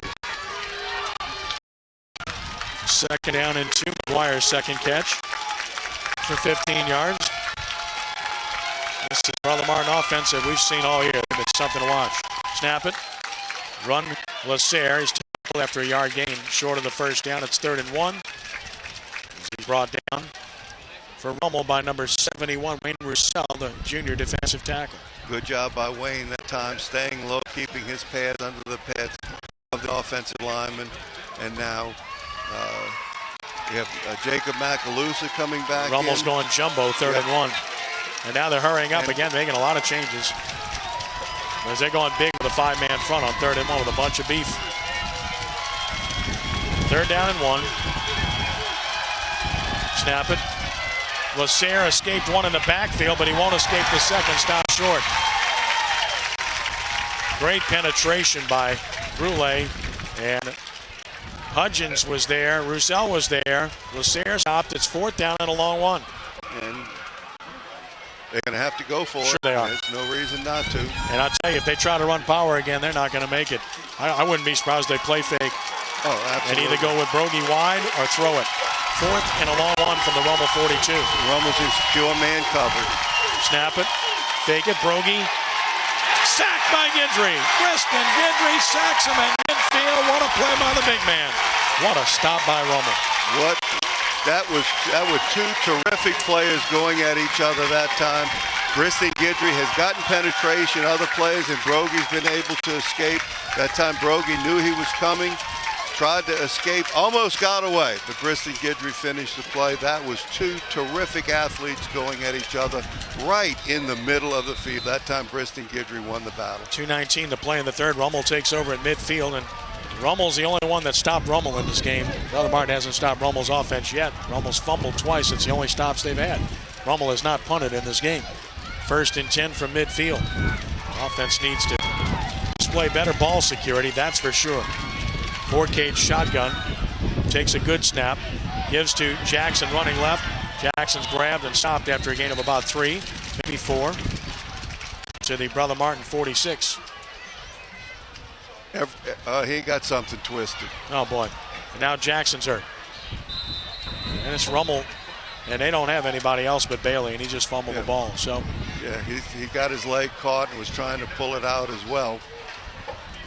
And that would be another tremendous blow to a team that's just not healthy. I mean, they're beat up. And the longer this game goes, the more problem it is. And Brother Martin's got Tafaro hurt as well. So Jordan Tafaro hurt, and Kyrell Jackson hurt. And stops play. This has been a mash unit, hasn't it? We're starting to see some attrition on both sides here. That's the kind of effort both teams are putting out here. When do they play next week? Well, Rummel plays Saturday afternoon at 2 against John Curtis. Brother Martin next week will play on Friday night against Archbishop Shaw at Tag Gormley. So a little bit of a shorter week for the Crusaders. Yeah, but not as stout of a test for Brother Martin next week, with all due respect. No, there's no doubt about that. I'm glad that Rummel's not playing till next Saturday. Jackson's going to walk off. That's great news. We may and now Tafaro's up, and Tafaro's going to walk off. We may very well be seeing some cramping here. That very well could have been what. But why? It's not a warm night. But it still comes down to loss of fluid and loss of electrolytes, and being excited. Yeah, exactly. Yeah. So there's plenty of reasons for it to happen. It's not just the heat and humidity thing. Well, now do they have the trust level in Bailey after the fumble before? He's had some ball security issues, as we've seen over the last couple of years. Yep. Why he tries to run with the ball wrapped. I don't think they're going to run that stretch play with him again. I'm just saying. And and that was the possibility of that being a good play for them is immense. 7 from the Brother Martin 47. 4K letting the play clock wind down wisely. Keeps everybody in position for a long 2 minutes to play in a third quarter of a long game. 4K slots the fullback right. Going to run behind him with Bailey. Trips over one, but drives forward to about the Brother Martin 43 for a gain of 4. Going to be 3rd and 3. They're getting to the line of scrimmage quickly, and and holding the linemen in their stance for the whole time. Now, you would think offensively that is at a disadvantage, but by being in a stance at the line of scrimmage, the defensive line is in their stance the whole time as well, and you're actually freezing them in their stance, which is a positive move. What you like to try to do is regulate how fast you get the play called in the huddle so that you can get up to the line of scrimmage and maybe not wait as long. Surprised to see Forcade run it here. It's 3rd and 3 at the Brother Martin 43. He has Bailey next to him right. They got to get the play off. 1 second. They got it off. Bobble the snap. Throws outside. Caught by Hensley. First down.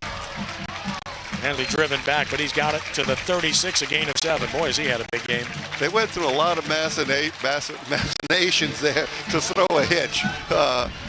Which was there. The space was there. It was a perfect play call. No, that's exactly right. That even though Brother Martin is trying to pressure the line of scrimmage, especially to multiple receiver sides, 2 or 3 receiver sides, they're giving a very soft corner. And right now they're trying to match up Trey Swilling with Hensley.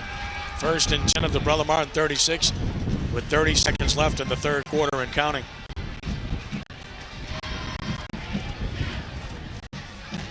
Forcade taking his time, takes the snap, runs Bailey right, has a hole, cuts back at the 30, 25, 20, he's gone. That's redemption. He could do that.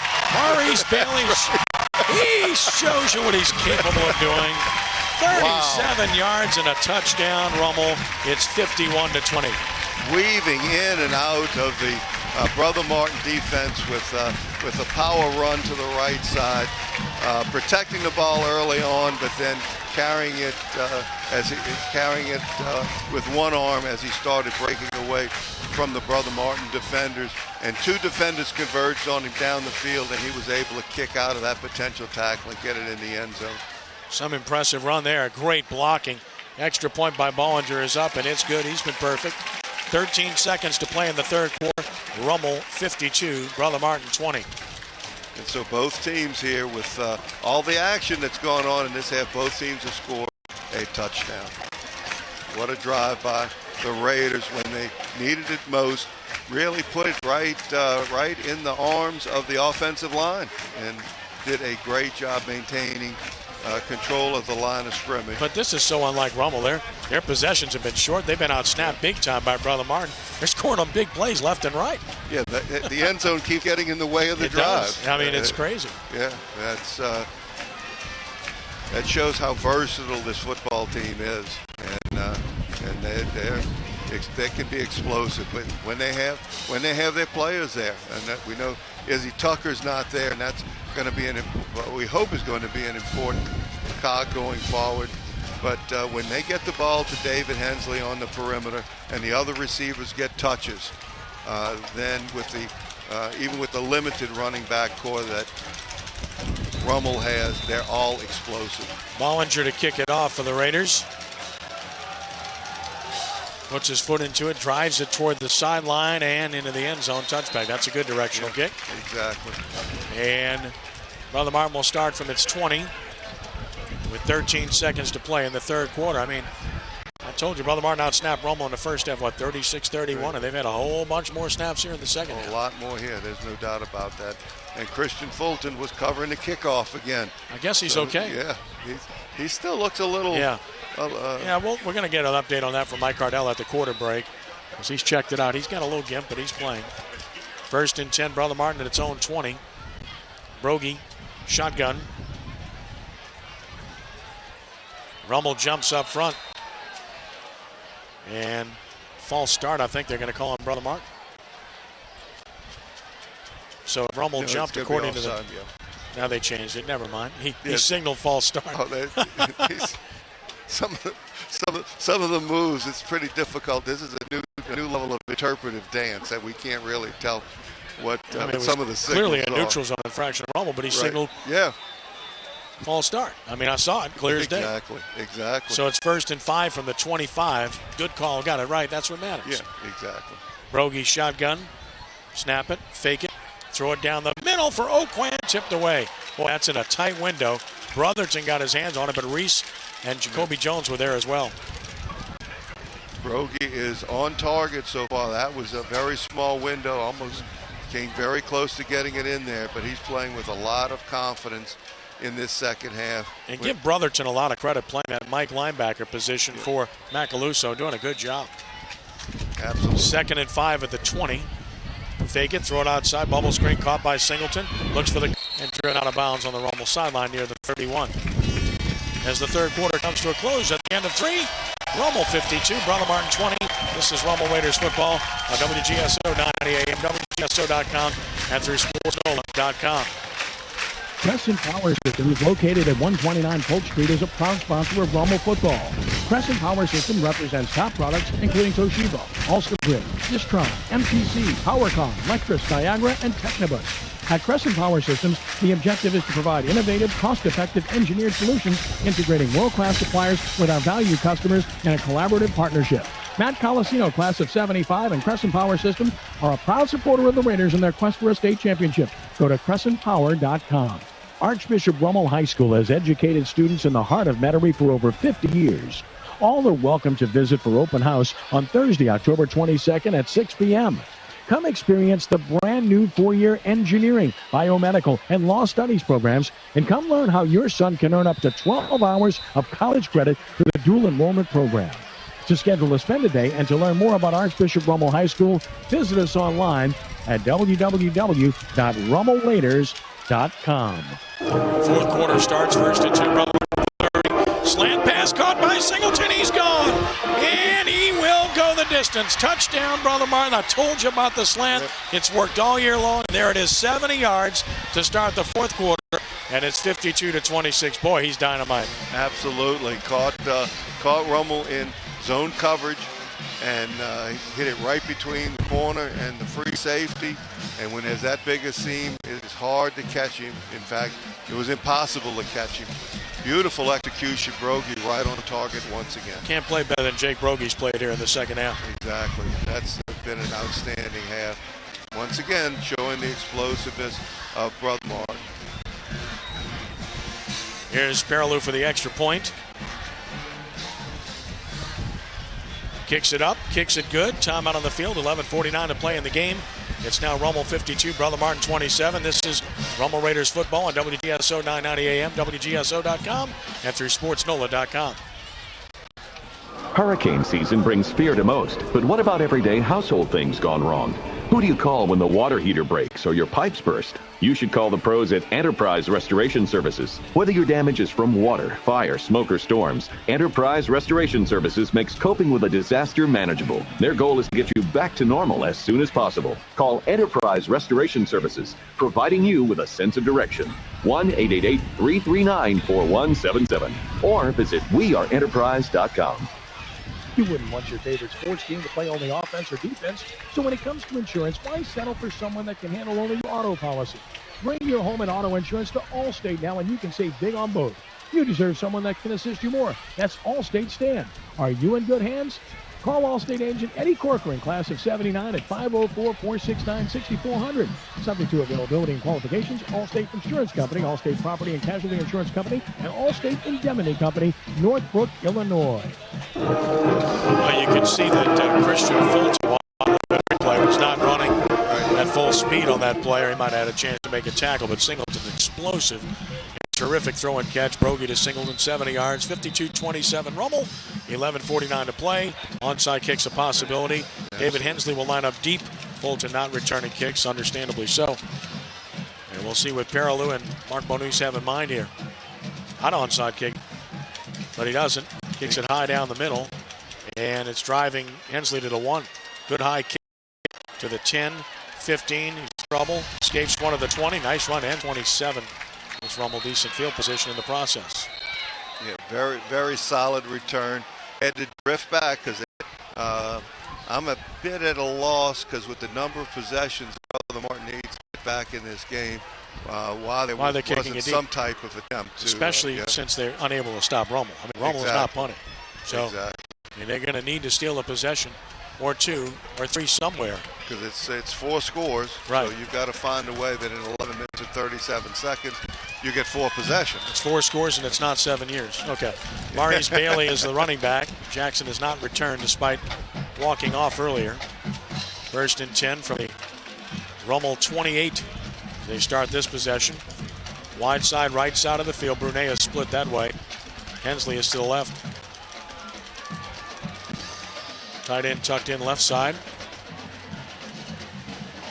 Off a cutback, 30, 35, 40, outside to the 50. Bailey to the 40, Bailey to the 30. Bailey driven out of bounds near the Brother Martin 24. Wow, the big plays just keep coming. Ran the outside zone play to the right side this time. And Bailey does an excellent job with it. A strong runner, carrying the ball high and tight. That time they put the Raiders put the tight end and flanker into the boundary, put the strength of the formation into the left sideline, the short side of the field. And when Brother Martin had that side defended, had the whole wide side. Well, without Jackson available, apparently, Rummel's just going to go with Bailey. You know he's gassed. I doubt if he carries the ball here. Probably Forcade running it, I would think. 1st and 10 for the Brother Martin 24. Bailey's now rushed for 158 yards on 8 carries. Forcade will run it as we suggested. Great block. 20, 15, and he just steps out of bounds. That was an attempt at a late tackle. Way out of bounds. No call there. Around the ankle, too. That's not what you want to see. Exactly. Sliding down, trying to grab an ankle. But just as you had surmised, and a smart call there to fake the ball to Bailey and have Forcade keep the ball. And just as smart, Forcade goes out of bounds to avoid the contact that he got anyway. He got 9 yards, 2nd and 1 of the 15. Rummel's just not taking any time off the clock. That's their problem. Bailey's the deep back. Of course, I'm saying that in jest. Forcade will sneak it. One of Rummel's favorite plays. He'll get the first down. And he'll get it to about the 13 for 2 yards, move the chains. The simplest play is often the best play, and Rummel has had a huge amount of success in short yardage, running the quarterback wedge. And once again, a highly efficient play there. To the 13 and a first down.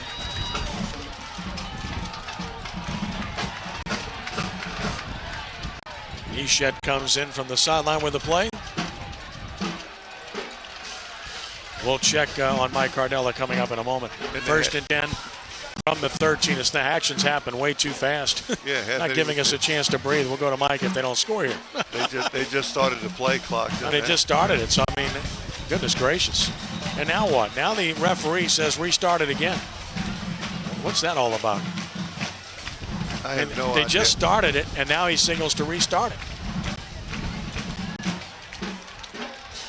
He's telling him to change the game clock, I think. That's what he's telling him. I mean, confusion reigns. I don't understand this. I have no idea what he's signaling. I don't either. How can you possibly decipher that? I think he's telling him to change the game clock.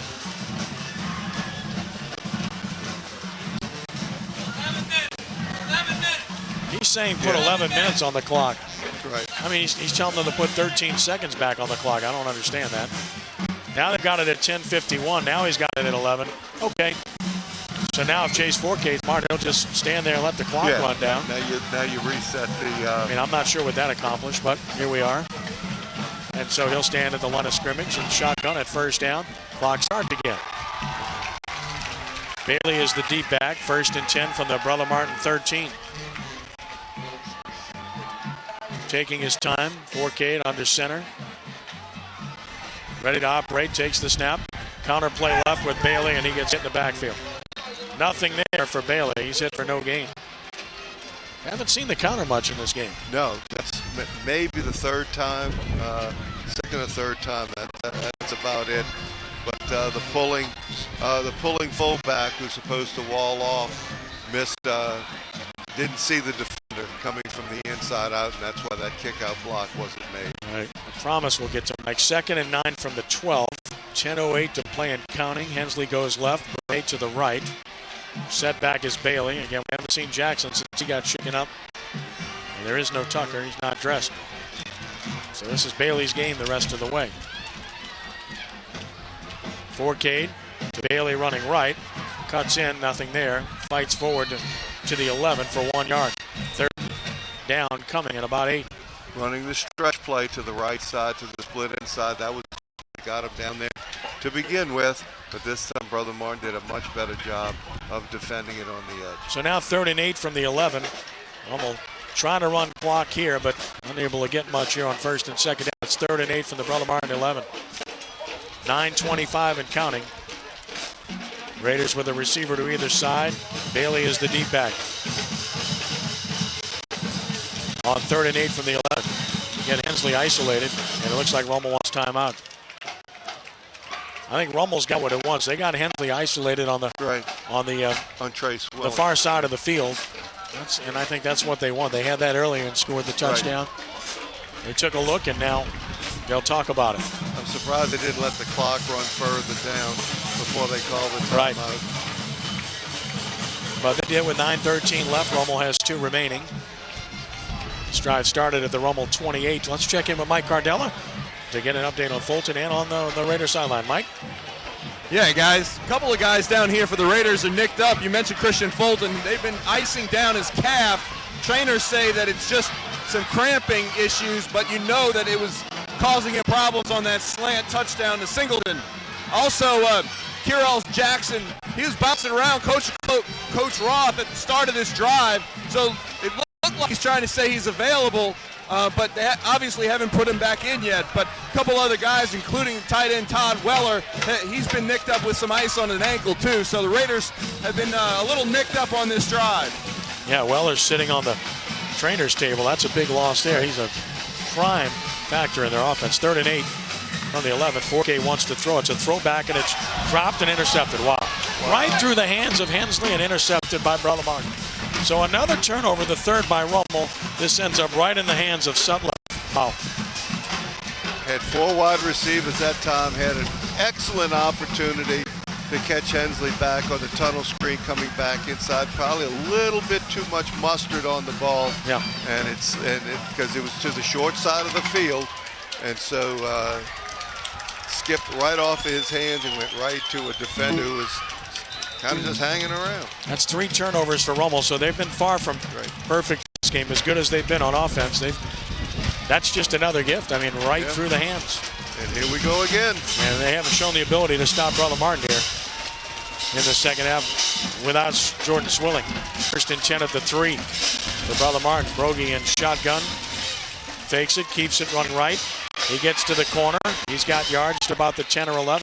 Factor running the ball in this game. Yes, he has. Yes, he has. And Rummel's done a very poor job of maintaining the edge. They had more than enough tendency, especially away from the zone run or the zone run fake, to squeeze way too late.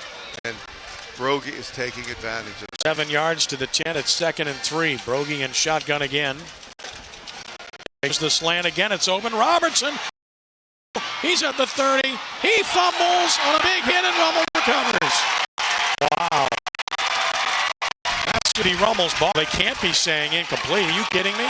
He's running 5 yards with the ball. Got hit. It's not going to be incomplete. Fumbled, and Brotherton caught the ball. He hit the ground. The ball, he didn't hit the ground. He was hitting while he's running with the ball, and Brotherton recovered. That's what they're talking about. Wow. They can't possibly mess that call up, can they? That is an obvious fumble and recovery by Brotherton. Yeah, because there's no question it was complete. He ran 10 yards. Of course. Or more with the football. Okay, let's see. There's 7 officials in the game, and we got unbelievable. How could you not see that? We got 6 in the pile. And if you're watching SportsNolan.com, you got that clear as day. It's not partiality, just telling you what's going on. Jay Roth's pleading his case. He's like, you got to be kidding me that you're even talking about this. Now the officials are going to go talk to the coaches. Watch them say somebody blew a whistle. You want to bet? That's just unbelievable. How are they going? They're saying the ball's down and they're giving it to Brother Martin. That is incredible. That's one of the worst calls I have ever seen. They're going to call an inadvertent whistle.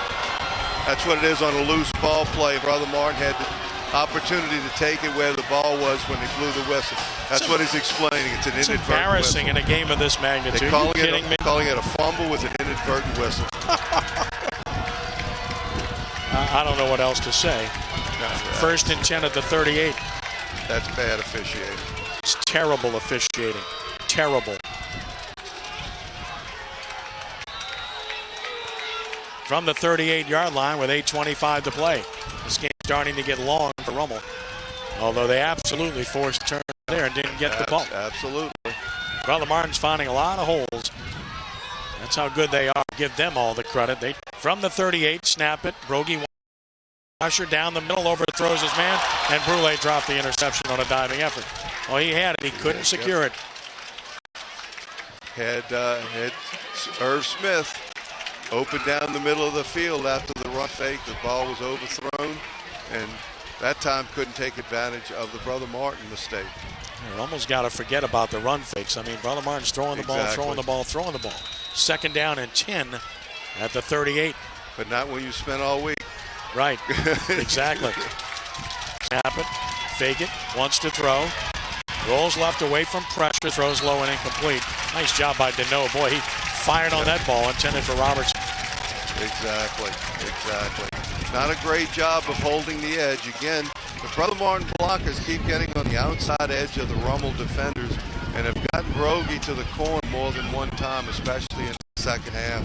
Rummel really needs to do a much better job of holding the edge and staying on the outside shoulder of the last blocker. 3rd and 10, Brother Martin at its own 38. Brogy the snap, play fakes, blitzes on for Rummel. They don't get there, and Fulton breaks up the pass intended for Singleton. Man coverage, that time Fulton and Singleton, not allowing Singleton in the zone. Christian Fulton, what a great play that was. Brother Martin's going to go for it here, no doubt. 4th and 10 from their own 38. Yeah, no reason. With 7:53 to play.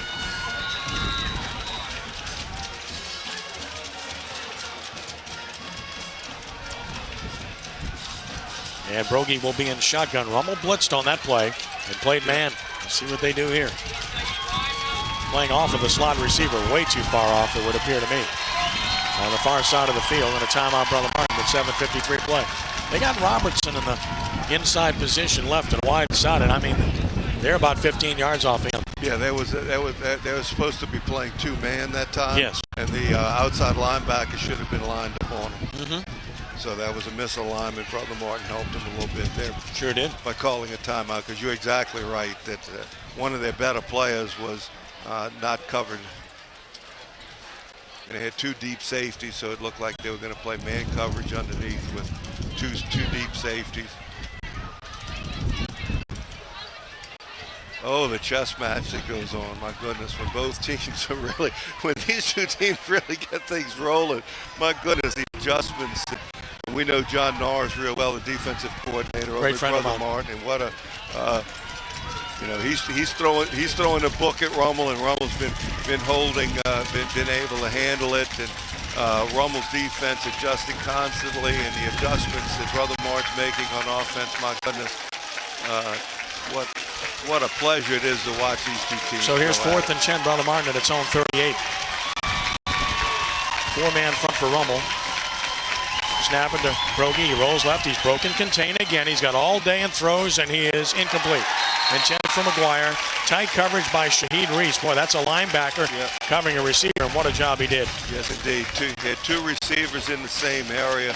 But my goodness, the ability of Brogy to get outside the Rummel pass rush has just been incredible here in the second half. And there was absolutely a clear lane either for him to run the ball. Sure. And that's something he had to think about there, that it's 4th down. You got to take there's nobody within 10 yards of him with a blocker in front, because Irv Smith had come underneath and then slid out in the flat, so he could have slipped it to Smith, could have kept the ball himself. But then they've got to make big plays and try to score a little faster than they are. 7:46 to play. Rummel starts at the Brother Martin 38-yard line, leading 52-27.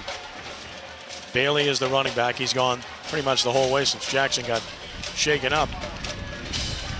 Jackson's had his helmet on the whole time like he'd like to return, but not getting the call. Bailey's done a heck of a job with 160-yard rushing. And he gets the call running left here. He explodes, and he's gone. Rummel just won't hold the ball long enough. Bailey scores from 38 yards out, and it's 58-27. And the Rummel defense says, "Are you kidding me?" They keep hitting the goalpost. My goodness, what a well-blocked counter play, something mentioned, Ken, we hadn't seen a whole lot, but had way too big an overreaction to the right side of the Rummel offense. The Crusader defense had overshifted too much and rotated the secondary way too far, and run the counter play back to the short side of the formation, to the weak side, and absolutely clean. Extra point attempt coming up. Snap and spotted. Kick is on the way, and he's got it. 7:37 left to play. Rummel now leads Brother Martin 59-27. Who would have envisioned this kind of game? This is amazing. It's virtually every play. Somebody's band is getting ready to play. Well, Rummel's defense is going to be worn out because they're just playing. They're playing so many downs because their doggone offense just keeps making big plays. Yeah, they don't want to stay on the field very much. Offense might not run 50 plays in this game. No. This might be point of play. We've heard a point a minute game teams way back in the day, but this could end up being play. There was only 31 plays in the first half. Yep. And I don't know if they don't have. I think they don't have many. Not even close. So they have more points in plays right now, perhaps. And that's a really good point. I think you're probably right. Hey, you're going to make me count. Where's the stat man? Where'd he go? He's worn out. I think that's only 7 or 8 snaps for Rummel in a half. Seriously. I'm looking at it.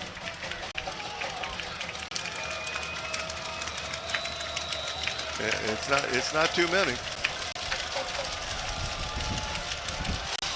Here's the kickoff. It sails toward the left sideline. He should let it go, but he doesn't. Fielded it at the 7, upfield to the 15, and that's a mistake. He should have let that ball go. Yeah, exactly. I mean, that ball was going out of bounds. No doubt. You got to know where you're at on the field, and it cost Brother Martin significant field position in the process. Of course, it's easy for me to say sitting here. Sure. And he's anxious to try to make a play. Yes. There's an opportunity. But very good kickoff coverage by the Raiders. Starting with good kickoffs, only one kickoff out of bounds, a couple of touchbacks, but the kickoffs into the wind have been high, and the coverage team for the Raiders has been exceptional. Here's your answer. Only 14 snaps and a half for Rummel here in the second half. Ball at the 15-yard line on first down. Right, that looks like Alfonso getting a carry. First time, Matthew Alfonso gets the call. And that is a familiar name to me, especially because that's Alfonso, who our coach at Chalmette High School. He was a defensive end for us, late 70s. Matthew Alfonso, solid player. 2nd and 5 at the 20. Snap it.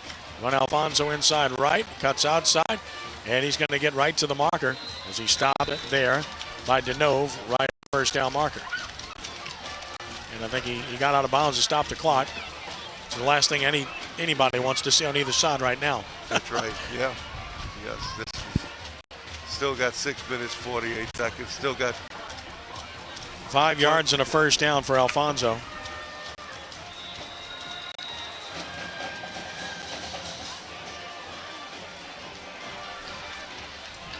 Brother Martin moving the chains. 6:40 to play. Run Alfonso on a cutback. Alfonso is fighting through one tackle, then stood up by Guidry and driven back after he gets to the 28. And here we see Brother Martin smartly running the football. That's by design. Get some other people in the game, get some reps for other people, but let's get to the house.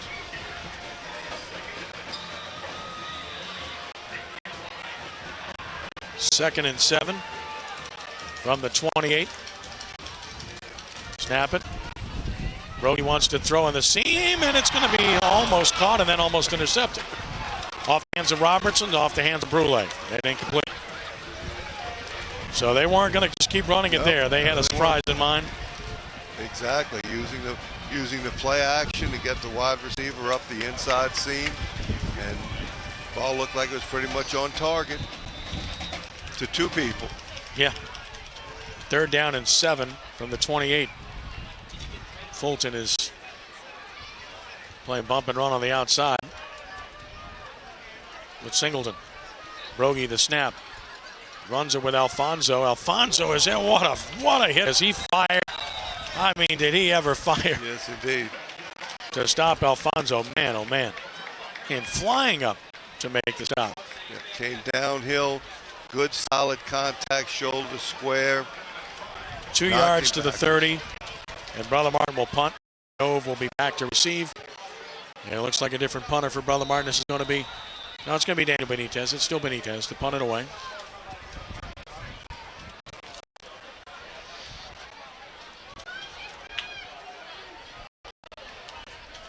Benitez standing at about his 16. No hurry here, and they've pretty much conceded. Very high punt, spot, fair catch call for Denove, and he's got it at the 37. Solid catch, smart play. Fair catch to think, play defense with the other 10 players. Just as a matter of course, that would be what you would call punt safe, that you play defense, play man coverage on the eligible receivers, and you fair catch any punt. Rummel will start from its own 37. 4K leads him back on the field with Bailey at running back. Bailey is, by the way, closing in on a special milestone tonight. He's about to go over 200 yards rushing. He's at 198 with 2 touchdowns right now. Wow. Has he ever redeemed himself from that earlier fumble? Yes, indeed. Good for him. From the 37, good teams have depth. Rummel's down to 2 running backs right now. From the 37, and they run it left. And there's the 45. Guess what? 50, 40. Bailey to the 30. Bailey to the 20. Bailey tackle from behind. My goodness.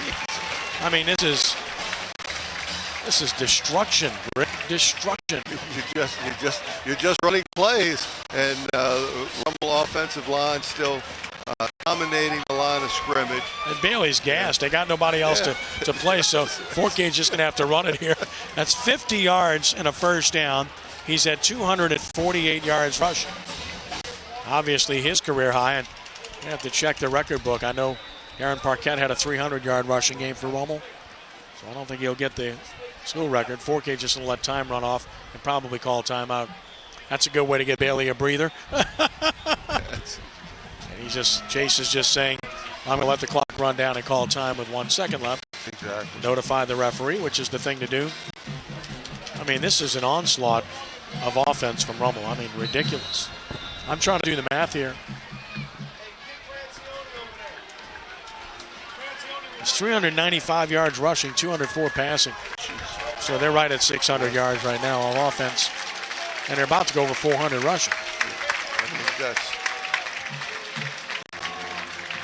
That is just an amazing exhibition of versatility offensively. I mean, it's been running, passing, right side, left side, inside, outside, off tackle, stretch plays, counter plays, of a whole passel of receivers getting involved. Just incredible versatility by the Archbishop Rummel offense tonight. Well, I mean, this is what they're capable of. It also tells you how good those out-of-state teams were that they played. Don Bosco Prep and also Wayne County, Mississippi. But again, you play that kind of competition, with all due respect, a lot of stuff you see after that is not going to look as tough. 1st and 10 from the 13-yard line of Brother Martin. And Rummel's changed running backs. They're going to go with a different running back. That's Dwan Trufant is going to get the opportunity here. Trufant to sophomore. He's going to get the ball, and he dropped the ball.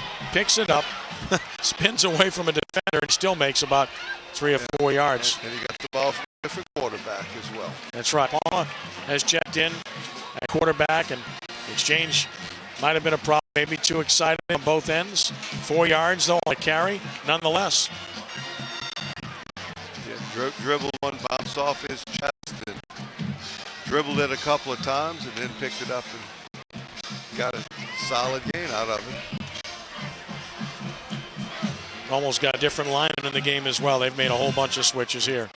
2nd down and 6 from 9. Trufant, the deep back. Palma, the quarterback. Take his time to line up under center here. And they want to counter right. Oh, he's inside the 5. Good hard run by Trufant. Looks to have a first and goal near the 2. It doesn't matter. A different offensive line, different running back. Same result. Absolutely. This is how we found Jackson, you know. I hear you. At the end of a game like this, he got a couple of runs and all of a sudden, whoa, a star is born. That's 6 yards and a first and goal at the 3. Puts Rummel over 400 yards rushing in this game. First and goal from the 3. Trufant, the deep back. Palma under center, takes the snap. He wants to sneak it. Falls forward. He's a big kid. He got about a yard. So Palma gets 1, and I see he's a big kid. He's 6'5", 220, a junior. Not quite the surge that we saw from the interior of the offensive line earlier. But it's a different group, as mentioned. Exactly. Mosley's still out there at tight end, but everybody else is new. Second and goal. Casey Manning, I spot out there. Receiver coming in as well, Evan Francione. So a lot of guys getting time. Jared Kenmore is in there, junior. Second and goal from the 2. 2:20 and counting. Play clock down to 4, 3. They'll wait and snap it, and then take a knee. So Rummel takes a knee here.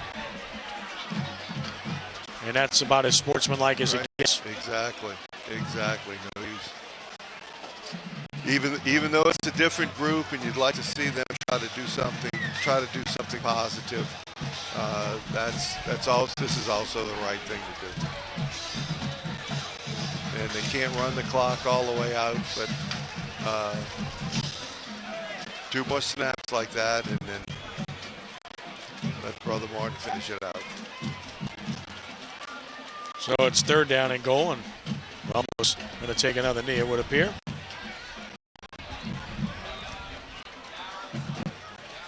Two seconds, and they just take a knee. So Palma in that. And it's going to be 4th down. They can't run the clock out, as you mentioned, but they can run it down under a minute. Rummel and Brother Martin could see each other again. These are 2 quality teams and programs. And I can tell you that Jay Roth has an enormous amount of respect for Mark Moniz, who Moniz was playing at Jesuit when Jay Roth coached there under Mark Sonji. 4th down and goal. From the 7, Palma will take another knee. He does. And Rummel will have to give it back to Brother Martin with 45 seconds left in the game. And we'll see major substitutions, of course, on the defensive side. Even though Briston Guidry was trying to run out on the field, they stopped him before he could get too far. So that's enough, big boy. You've done enough. That's right. So Brother Martin from their own 9 will start this possession with 45 seconds left. Mike Cardella will talk to Jay Roth. We'll try to talk to some stars of the game, most notably to Maurice Bailey, Christian Fulton for sure, and perhaps Chase Forcade. Rummel just getting an 11th player on the field. Brother Martin still got starters on the field, all starters offensively. Now Lasserre's in for Jordan Twilling, as we mentioned. Rummel had to take time out. They weren't ready with players. So Brother Martin looks like they have no intention of taking a knee with all their starters and being in shotgun. Right.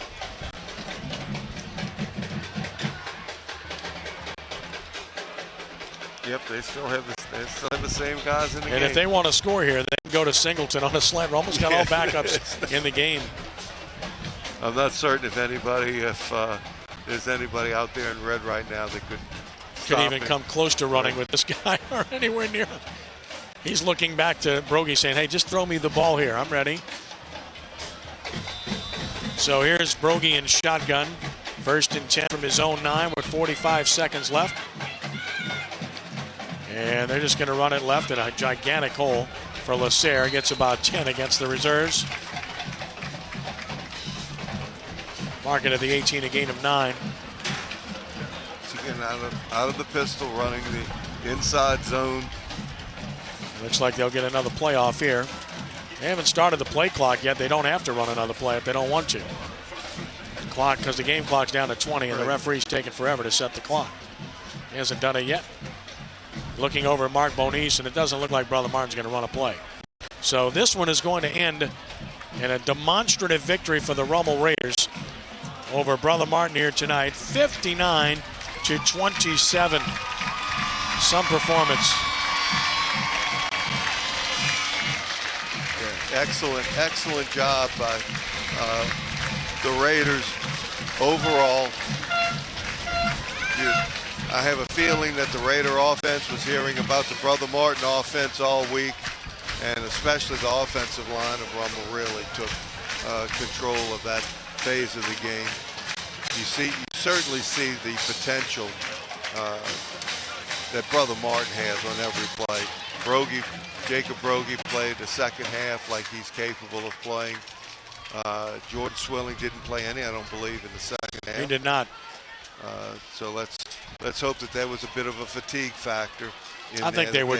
I think that they were way down, and I just think they felt like it's kind of fool's gold, right? Being less than 100% the way he is. And they were not going to come back and win this game. Yeah, there was no chance. Rummel had way too many points at the half already, and they couldn't stop Rummel. And they couldn't stop them at all. That's exactly right. So the handshake still taking place. We're waiting for Mike to give us the high sign. Just wave at me when you're ready, Mike. Got your mic turned up here. We'll get him with J. Roth. Then we'll try to get Maurice Bailey, who rushed for 248 yards and 2 touchdowns. Keith Fulton, 2 interceptions, a blocked extra point. Perhaps Chase Forcade as well. He threw for 204 yards and 2 scores. So we have Mike turned up, ready to go whenever he's got Coach Roth secured. He'll talk it over. Coach, go ahead, Mike. Caught you there with a couple of smiles right there at the end of the game. You got to be pleased with your overall performance tonight. I was. I smiled with about 2 minutes left. That's about it, because they were a dangerous football team, and I felt like no lead was safe. Well, that question was quickly answered. You know, you stood toe-to-toe with them after they, had that opening drive of the second half, and you showed that kind of edge that you needed to keep the pressure on them. The question is, what does it take to bring that kind of effort? Well, every week we get everybody's best effort. And tonight I felt like we gave somebody our best effort, because I think we knew that Martin, it seemed they did earlier, putting up people. We had to come out fast, and we did on offense, stop a good offense.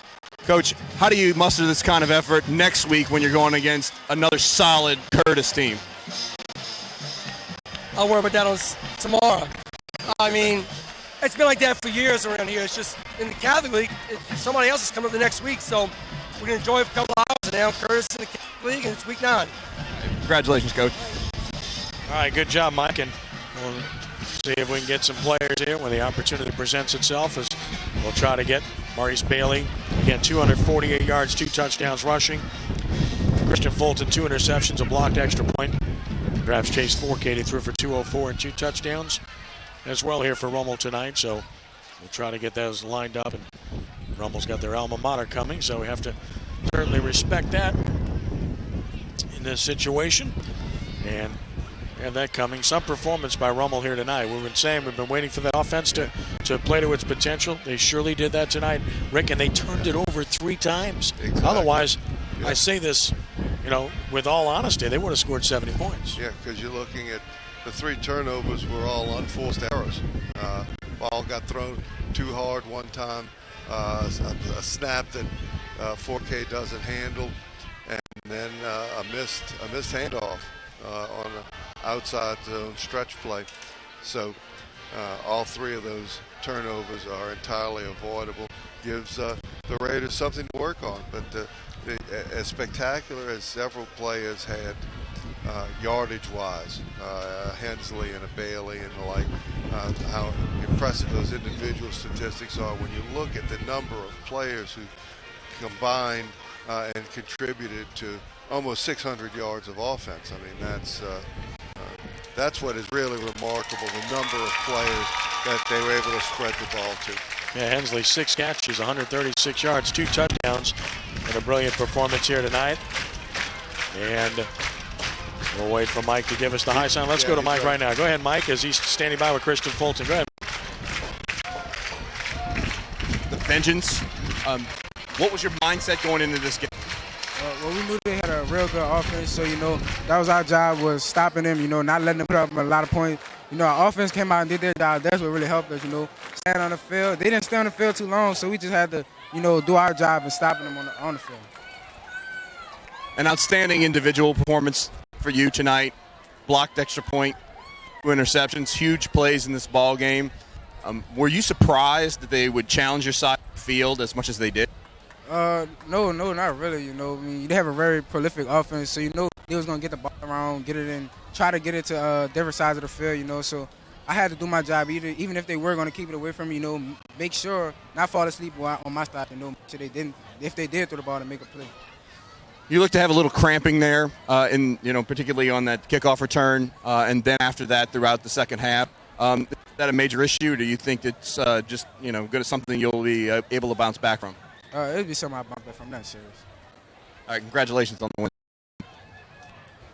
Thank you, Mike. That's Christian Fulton with Mike Cardell. Well, the team is huddling up their coach now, but try to get to Maurice Bailey, who's really a star in this game. As mentioned, 248 yards, 2 touchdowns. Rick, I'm counting the carries. Not too many.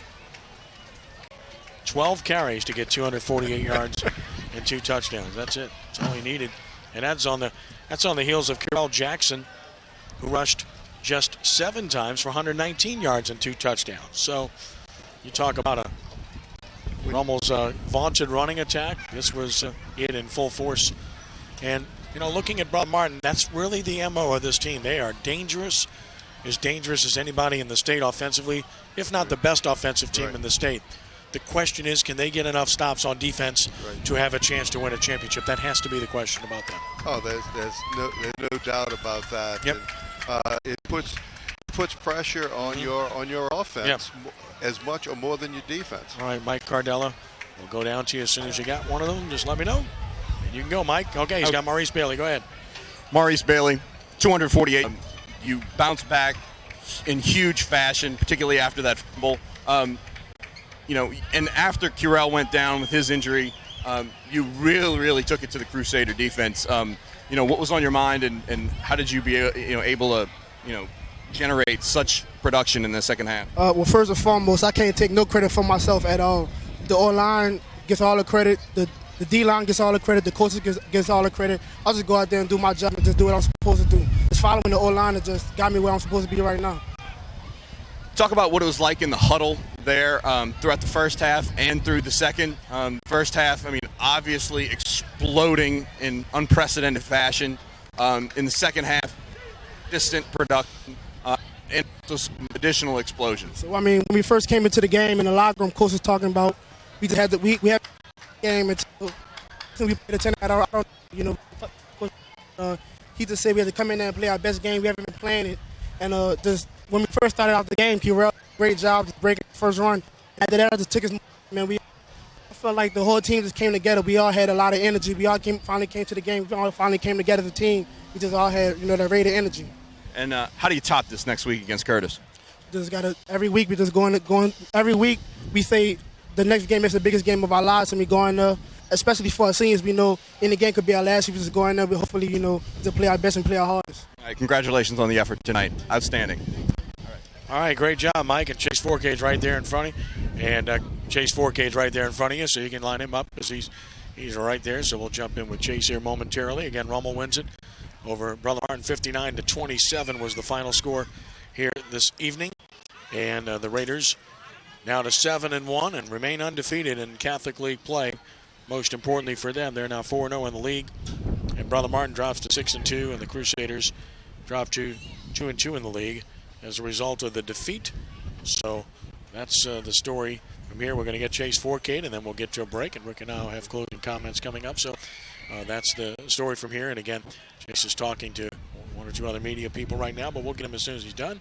And Our friend Chelsea McDonald down there taking care of it. That's there we good. go. Chelsea's doing it. She's holding a camera, holding a microphone. Where's Daniel? Does he even work? Does he even work for a living? What I mean, is come this? on, man. Good grief. Come on, dude. Seriously, man, just taxing her. You don't work with Ed Daniels. You work for Ed Daniels. There you go. He's probably listening and just getting on us right now as well. Well, he knows it's true. Of course he does. I mean, that's all I do. I just analyze human behavior. No doubt. There you go. I don't put any spin or anything on it. I just see it as it is. See it as it is. All right, let's go down to Mike Cardella with Chase Forkade. Mike? Chase, first off, game. You know, you got Maurice, Curel, and you got David making plays, other receivers making plays, and I think the official star is the offensive line. You know, we had about, I don't even know how many rushing yards we had, 400, something like that. And yeah, you know, the offensive line played great, and you know, I'm happy on how the offensive line played and how the running backs, you know, running their lanes and, you know, made plays. You were really on point in the passing game tonight. You know, how were you able to, you know, those guys and keep this offense moving time and time and time? You never punted all night. Yes, sir. You know, our goal is just to score every drive and try to be perfect and every series we play. You know, we made some mistakes, fumbling, and we could have capitalized off of them. We had 3 turnovers. We could have made the score even bigger than it was. And we got more work to do, and that's why we got next week. You know, get 2 more regular season games, and we just got to practice hard. So those fumbles, you have to give just a little something to work with, right? I mean, you can't let them get away with you guys off. Yes, sir. You know, we couldn't let up tonight because you know, Brother Martin, they came back on some games they played this year, and you know, they put up over 40 points a game, so we couldn't let up, and that's what we didn't do. We didn't let up, and we did good. Oh, congratulations, Chase. Good job. All right, and a great job by Mike Cardella tonight. Great job, Mike. Thank you. Terrific job. Thanks to Chase Forkade. Again, Rummel wins it 59-27. Rick and I are back with final comments in a moment. This is Rummel Rated Football on WGSO 990 AM, WGSO.com, and through SportsNola.com. Bears po' boys at Gennaro's at 32.